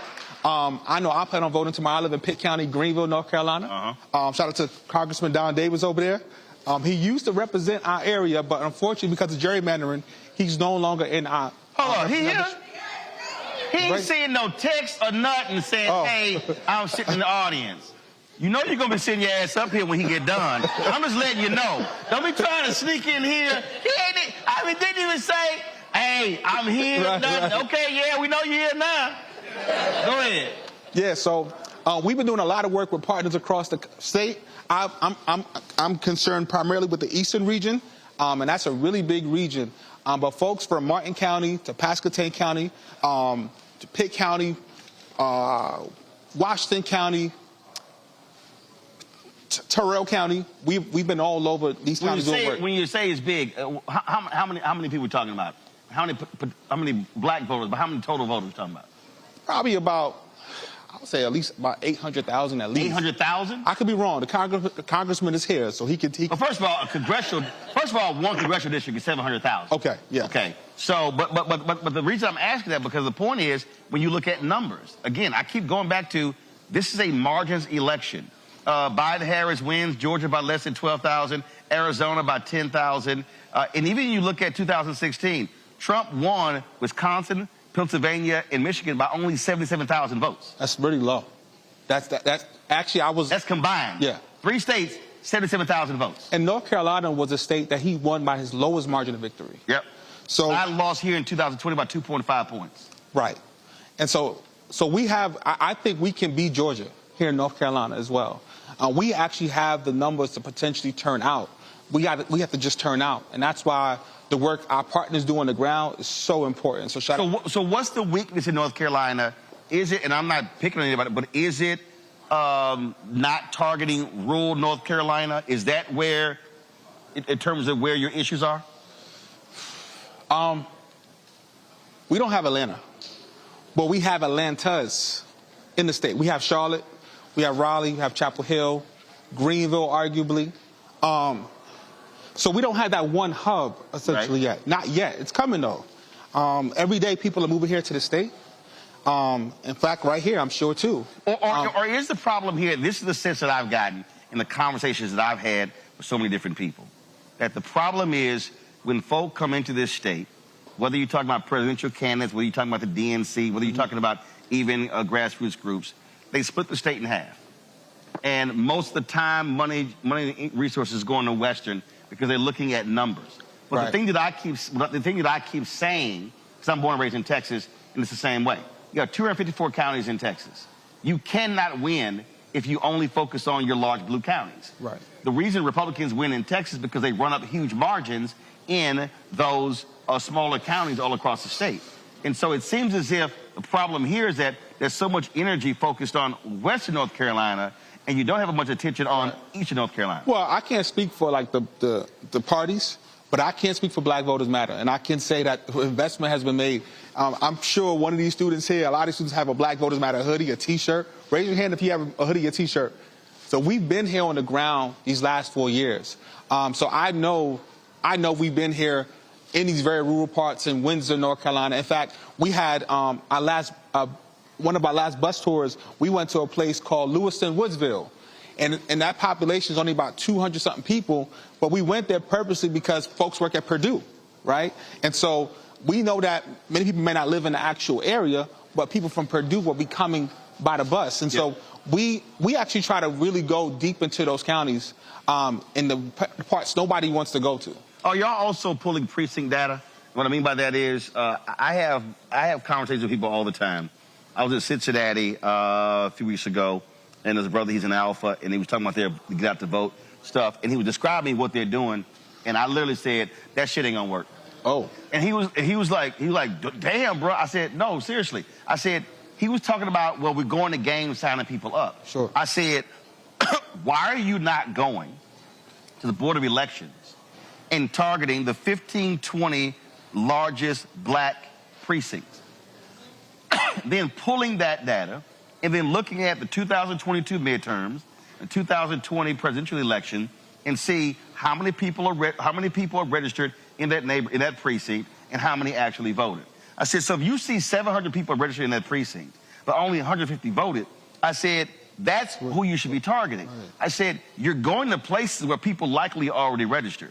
I said, as opposed to doing target, because when you have finite people and finite resources, you must be far more concentrated. Sure. And he said, it never occurred. He said, we didn't realize that data is public. I was like, it is. Right. And I think that for me, for a lot of folks out there, they're spending time with these get out the vote efforts, but it's not targeted and concentrated. Sure. Well, we have a data department, so we do our best to be as data driven as possible.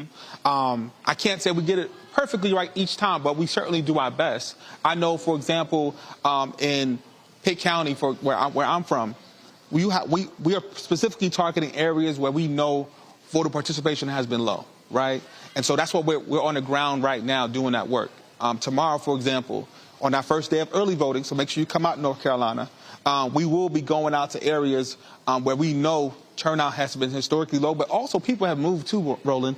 A lot of people have moved because of the pandemic, because of the high cost of housing. Right. And so sometimes the data may not always necessarily reflect what's actually happening right then and there. So we hope that our efforts, as well as what I call hotspot canvassing, which is going to areas where we know folks will be at, will be gathering together. We hope those efforts will help with getting the turnout. All right, then. Well, look, keep up the good work, and I'll tell Cliff and Latasha you handle your business. Thank you. All right. Appreciate that. Maybe they'll give you a raise. Man, I hope so. All right. I appreciate it. Thank you. Thanks so much. I'm going to go to a break. We come back. I'm going to talk to Congressman Don Davis. Yeah, you coming up here since you slid in here. We'll chat with the Congressman next right here on Roland Martin Unfiltered on the Black Star Network.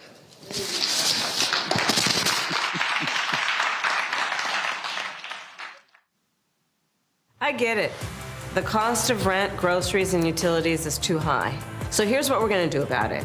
We will lower housing costs by building more homes and crack down on landlords who are charging too much. We will lower your food and grocery bills by going after price gougers who are keeping the cost of everyday goods too high. I'm Kamala Harris, and I approve this message because you work hard for your paycheck. You should get to keep more of it. As president, I'll make that my top priority. Bob and I both voted for Donald Trump. I voted for him twice. I won't vote for him again. January 6th was a wake-up call for me. Donald Trump divides people. We've already seen what he has to bring. He didn't do anything to help us. Kamala Harris, she cares about the American people. I think she's got the wherewithal to make a difference. I've never voted for a Democrat. Yes, we're both lifelong Republicans. The choice is very simple. I'm voting for Kamala. I am voting for Kamala Harris. IVF is a miracle for us because it allowed us to have our family. After having my daughter, I wanted more children, but my embryo transfer was canceled 8 days before the procedure. Donald Trump overturning Roe v. Wade stopped us from growing the family that we wanted. I don't want politicians telling me how or when I can have a baby. We need a president that will protect our rights, and that's Kamala Harris. I'm Kamala Harris, and I approve this message. Of 100 Republicans who worked in national security for Presidents Reagan, both Bushes, and for President Trump, now endorsing Harris for president. She came up as a prosecutor, an attorney general, into the Senate. She has the kind of character that's going to be necessary in the presidency. Vice President Harris is standing in the breach at a critical moment in our nation's history. We have a shared commitment as Americans to do what's right for this country.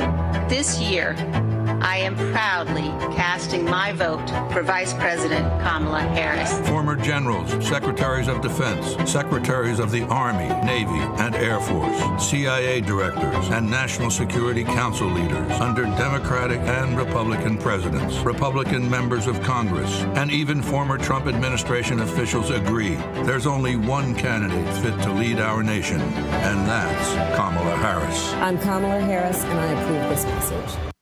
wrongfully convicted. 5 teenagers were arrested, tried, convicted, and sent to prison. No men were exonerated. What he did to us, he tried to end us. Of course I hate these people. So-called the Central Park 5. Calling for execution. And let's all hate these people. We cannot have this man go into office again. I want society to hate him. We were innocent kids. The confessions were coerced. Today, we are exonerated. That guy says he still stands by the original guilty verdict. This is about democracy being on the ballot. I have absolutely no compassion. Look at Kamala. She represents the kaleidoscope of the human family. There's something different happening in America. We will get the opportunity to build a future where we will be able to thrive and not just survive.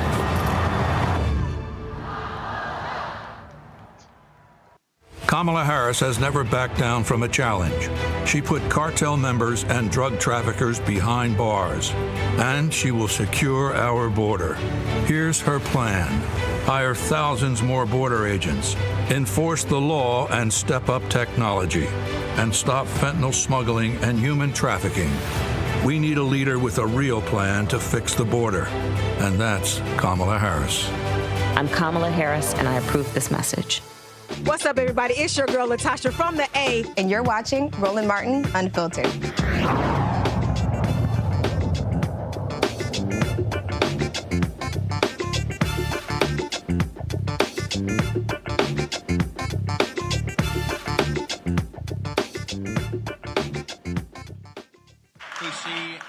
Got it. Got it. All right, folks, welcome back to Roland Martin Unfiltered on the Black Star Network. We're here at Elizabeth City State University. Glad to be here. Of course, North Carolina early voting begins tomorrow in this state. This is a critical state. Recent polling data came out just today showing Vice President Kamala Harris up 2 points here in North Carolina. They are doing lots of work in this particular state. She was here at East Carolina University on Sunday in Greenville. I was there while I interviewed her. And this is a state that they see that they can actually win. Joining us right now, one of 3 African-American members of Congress from North Carolina, Congressman Don Davis. Glad to have you here. So let's talk about what I was talking earlier with the brother from Black Voters Matter and some other places. I mean, again, when you look at this state, you got the Black Belt, North Carolina, Eastern North Carolina, but so much attention is always focused on the West. The reality is, there's a lot of black votes in the eastern part of this state. Roland, let me say first, you look great in the Elizabeth City T-shirt there. Well, here's the deal. I have a standard rule. I only wear HBCU gear on my show, places where I've been to. All right. So if I'm correct now, this is the 59th HBCU out of the 107 I've actually been to. So this is the 59th. So well, you look great. The rest of them, they ain't invited me. I don't wear them. And Elizabeth City, Elizabeth City State University is in North Carolina's 1st congressional district, and I'm proud. Viking pride. But let me, before I get into your question, I want to share something because we're talking about voting, engagement, empowerment. I remember at the North Carolina General Assembly, and you came. Mm-hmm. When there was a bill being rolled out in the appropriations, and there was language about closing the university. Yep. And if you remember, within about a 24-hour window, about 10,000 signatures came in to us. Mm-hmm.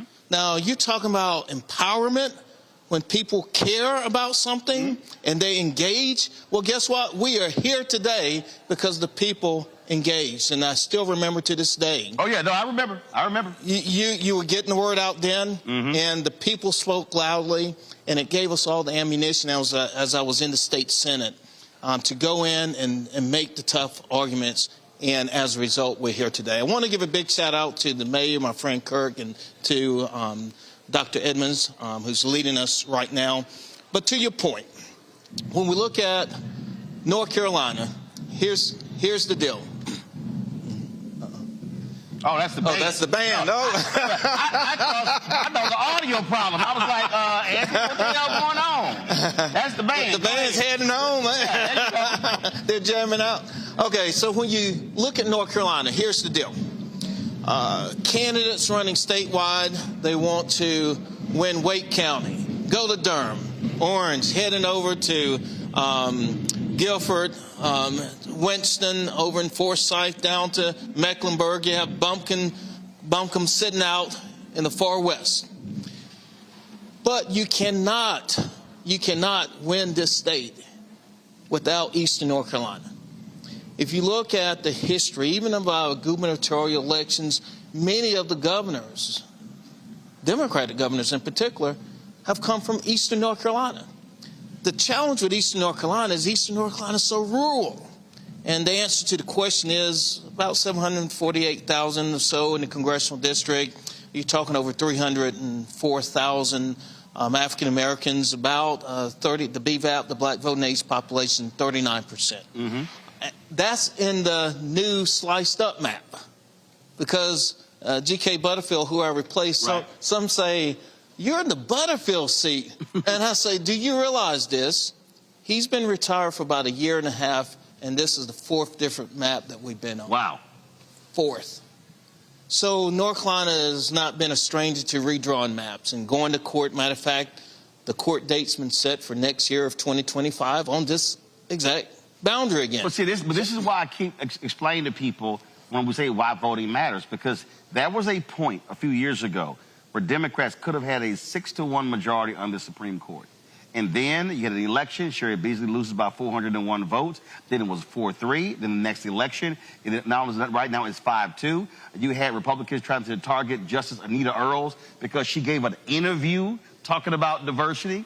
And so when we're talking about the court, we saw what happened in Wisconsin. When the Democratic won there and flipped it 4-3, that's how they targeted political gerrymandering, brought ballot drop boxes back. And so when you use your voting power and then you control the Supreme Court, now when laws are passed, they could shut them down, or they can actually they can ratify them as well. So all these elections matter. That's right. I'm going to use an analogy of sports, because we're in football season and so forth right now. The judges are like the referees. I mean, they're making the calls, the interpretations. So that's so essential.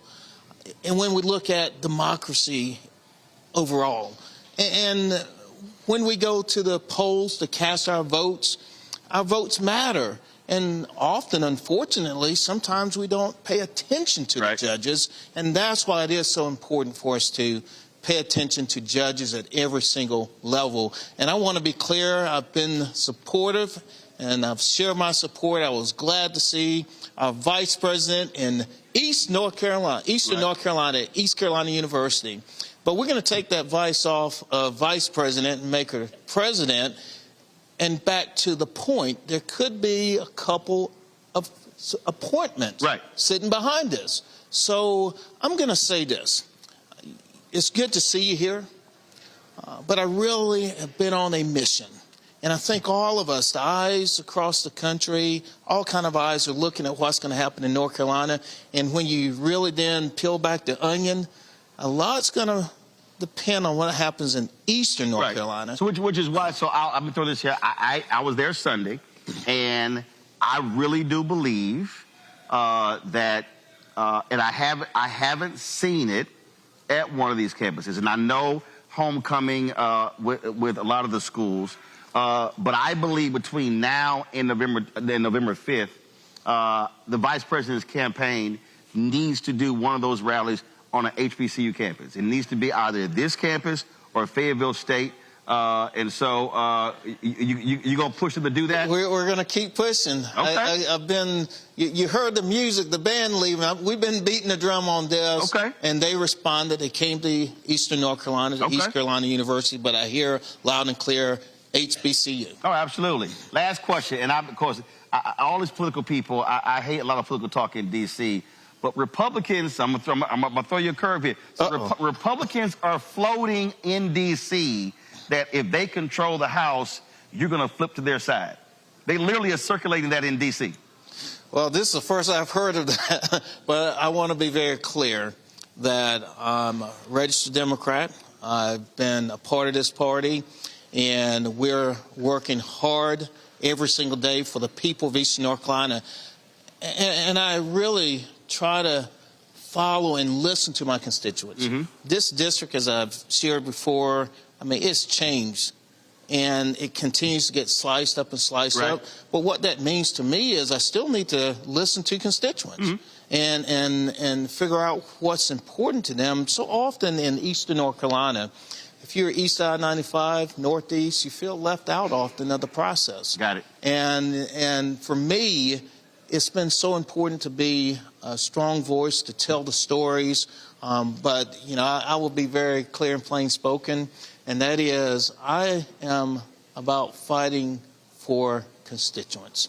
And that's what I've done. Well, it was a couple of black Republicans, they were some meetings in D.C., and I was like, I said, next time I see him, I'm a ask. I said, I don't do y'all rumors. I said, so I don't do rumors. I ask folk direct. So I told both of the brothers, I was like, yeah, I'm a ass. This is the first I've heard of it. Well, I'm good. I'm just letting you know what the stuff Republicans are trying to float out there. But again, but that's also electoral politics, how they try to play games as well when it comes to the vote. Because what people don't realize, every House seat is up every 2 years. So you on the ballot in November. That's right. That's right.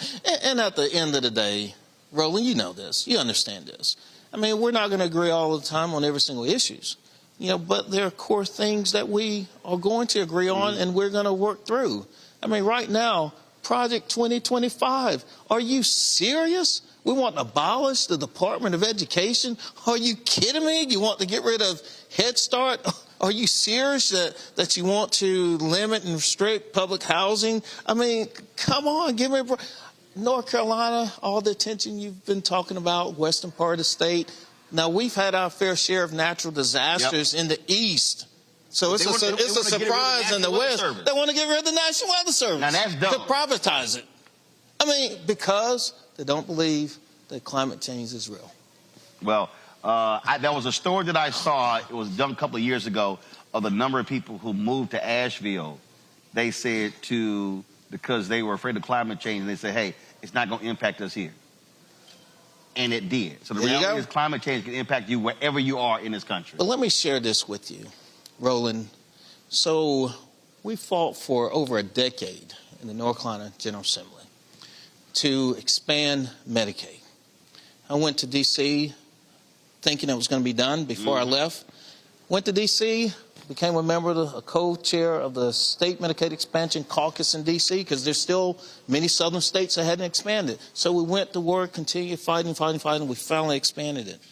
Here's where I'm heading. In eastern North Carolina alone, with that expansion is the opportunity as it builds up for 95,000 eastern North Carolinians to have access to care. And when you build it up, another 3,000 jobs. We are the sickest in the state. We have the most health care disparities in the state.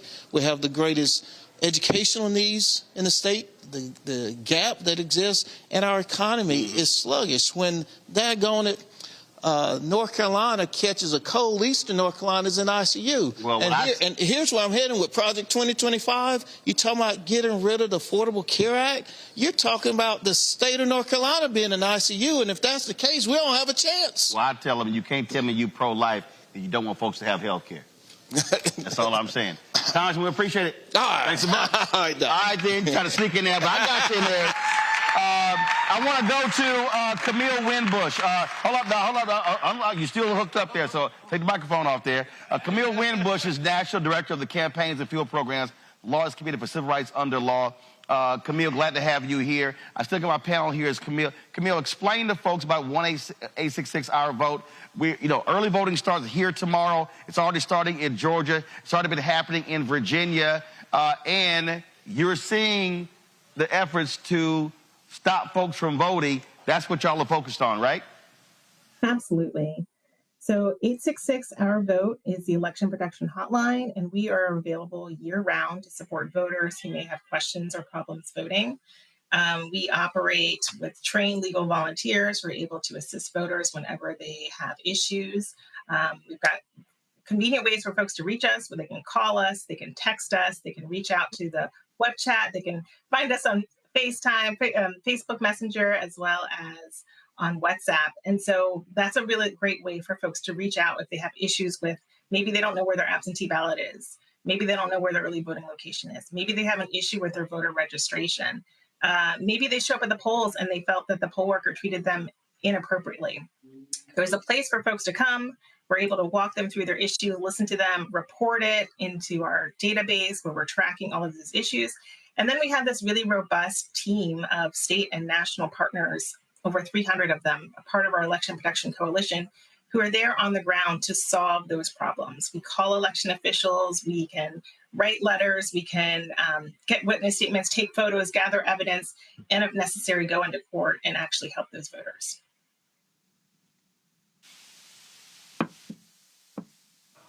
Again, you say it's year-round, and when are you most active? Obviously, Election Day, but just give folks out there a sense of the kind of calls y'all actually get and some of the crazy stuff that's happening out there when folks are voting.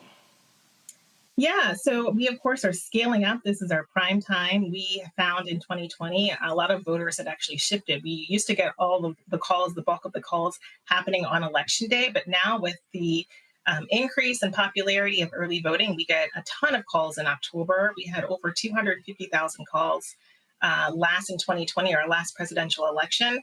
And we see a whole range of issues. One of the examples that I like to show about the hotline is how they can be effective.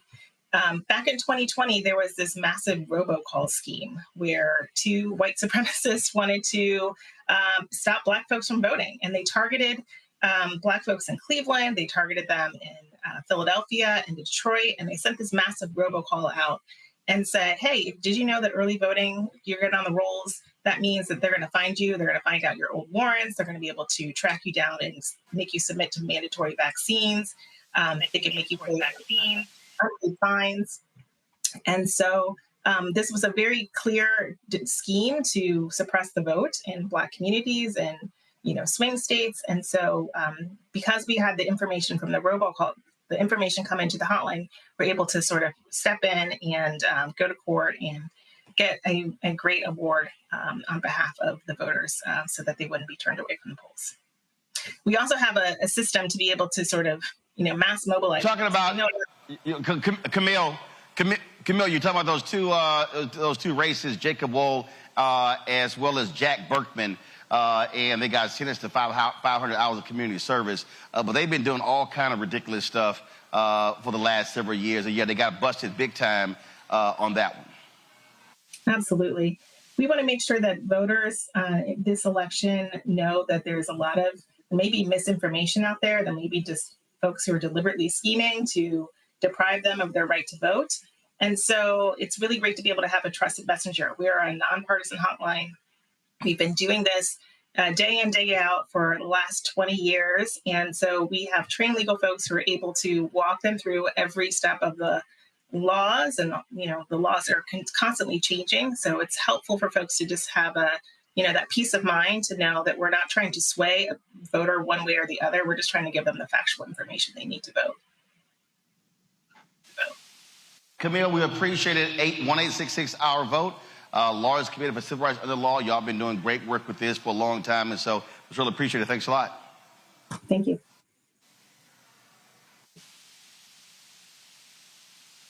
Rebecca, with early voting starting in this state tomorrow again, I can't say it enough that this state, and I'll be very clear, this state could very well put Vice President Kamala Harris over the top. She wins North Carolina. That changes the game when having to win one of that so-called blue wall of Michigan, Wisconsin, and Pennsylvania when it comes to electoral college votes. Since you're in North Carolina tonight, I need to shout out North Carolina Black Alliance because all the incredible work they're doing across the state, especially with their Raising the Bar program, which is doing extensive work with HBCU students on all of the institutions across the state, making sure that HBCUs are working in concert as they're increasing their civic education and civic engagement on campus. One thing to note is that some of our students with North Carolina Carolina Black Alliance was able to secure an early voting location, a polling site on their campus at North Carolina A&T. A&T is 19,000 students. And so earlier in the broadcast, Roland, you talked about how the congressional district was split, how A&T was split across 2 congressional districts, but it also happened in the state house races as well. Both, I believe, the state house and the state Senate side, North Carolina A&T was split into multiple parts. So I say all this is that North Carolina has a real opportunity to actually get out, show up, and vote. And it's so important that people do this, especially when we know that the scheme in North Carolina, the state legislature was very clear. They were caught on audio, they were caught on tape when they said that they were surgically trying to remove as many Black voters off of the rolls to split up and dilute Black political power by breaking up communities as redistricting was occurring in North Carolina. And to the congressman's point, he's still going to be impacted by this constant redrawing of political districts in North Carolina. So I say all this. I try to tell voters, especially those who are skeptical, I'm not going to tell you to vote because people bled and died literally for your right to vote. I'm encouraging you to vote because there are people who are actively trying to stop you from voting. If there isn't any other reason, it's because someone doesn't want you to vote. That's why you should turn out to vote in North Carolina. Elections are about math. I said earlier, elections are about math. And here's the math again to understand this election here.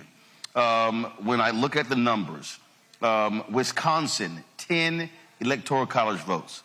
Michigan, 15 electoral college votes.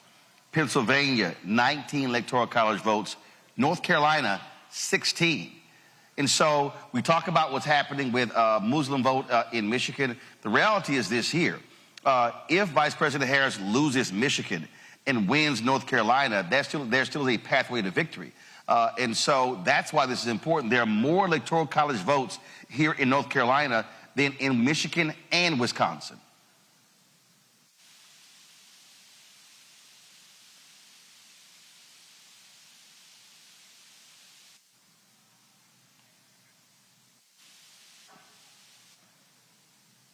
Can Robert hear me? Yeah, I hear you now. Sorry, I hear you now, Roland. Look, you're absolutely correct. I think this also shows the shift in voting demographics away from the Rust Belt, away from those traditionally Democratic base from the Kennedys and the 60s, etc., to the Sun Belt, where we're seeing, because of this mass migration, kind of the reverse of the Great Migration, people moving from the north to Atlanta, to Nashville, to Charlotte, to Asheville, all across the South. We're seeing a shift in the way that these races are run. And if we have a presidential election where Kamala Harris is able to win North Carolina, able to win Georgia, able to win Nevada, able to win Arizona, then that says to the party going forward that we have to cater to the needs of those areas. So when we talk about what has to happen educationally throughout the South and transportation-wise throughout the South, it means we have to start delivering these states for progressive candidates who actually believe in the values of those areas and actually believe in investing in such a way that will help us be able to develop and catch of many other parts of the country. Look, the squeaky wheel is going to get the grease, and the way that we squeak the loudest is by making sure we turn out and vote. Jade, we've said this over and over and over again. We said it over and over again, that if Democrats are paying attention, you cannot simply focus on large cities. You can't win Georgia unless you're talking to Albany, Savannah, Jonesboro, Statesboro, Athens, Augusta, those places. Same thing here in North Carolina. And so there has to be a strategy, a rural strategy. Yesterday, Vice President Kamala Harris released her rural economic plan to specifically speak to these areas. That's exactly what should be happening.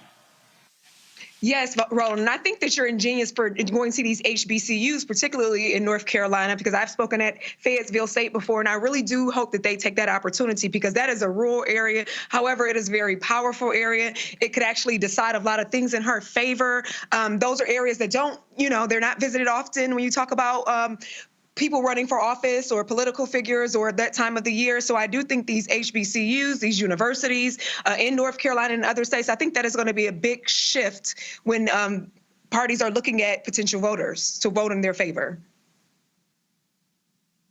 All right, Jade, Robert, and Rebecca, I certainly appreciate it. Thank you so very much.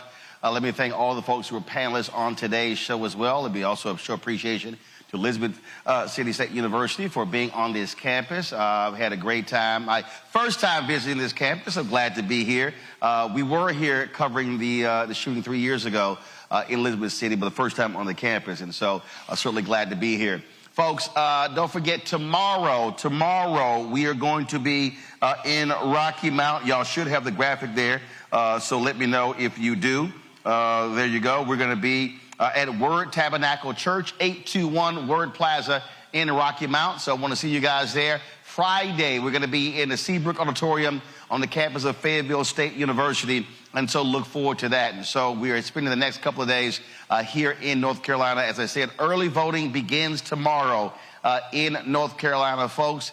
Please get out and vote. Don't wait until Election Day. As we always say, call your friends, your family, your church members, your fraternity brothers, sorority sisters. Call everyone to make sure that they're maximizing their vote. Because again, if we vote our numbers, I can guarantee you we are going to win. Folks, don't forget, support the work that we do. Join our Bring the Funk fan club. Our goal is to get 20,000 of our fans contributing on average $50 each a year. That's $4.19 a month, 13 cents a day. You can send your check and money order to P.O. Box 57196, Washington, D.C., 20037-0196. PayPal is R. Martin Unfiltered. Venmo is RM Unfiltered. Zelle, Roland at RolandSMartin.com, Roland at RolandMartinUnfiltered.com. Also, download the Black Star Network app, Apple phone, Android phone, Apple TV, Android TV, Roku, Amazon Fire TV, Xbox One, Samsung Smart TV. And be sure to get a copy of my book, White Fear, How the Browning of America is Making White Folks Lose Their Minds. Available at bookstores nationwide, Target, Books A Million. Also, you can get the audio version on Audible. So again, we're here. Rocky Mount tomorrow, Fayetteville State on Friday, and then I'll be at Friendship West Baptist Church in Dallas on Sunday. Early voting starts in Texas on Monday, and so I'll be there with Reverend Frederick Douglass Haynes III. We'll be broadcasting live from Dallas on Monday as well. Folks, that's it. Y'all know how we end the show. I'll see y'all tomorrow. Holla!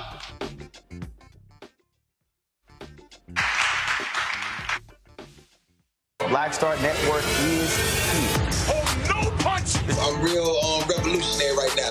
Thank you for being the voice of Black America. All momentum we have now, we have to keep this going. The video looks phenomenal. See, there's a difference between Black Star Network and black-owned media and something like CNN. You can't be black-owned media and be scared.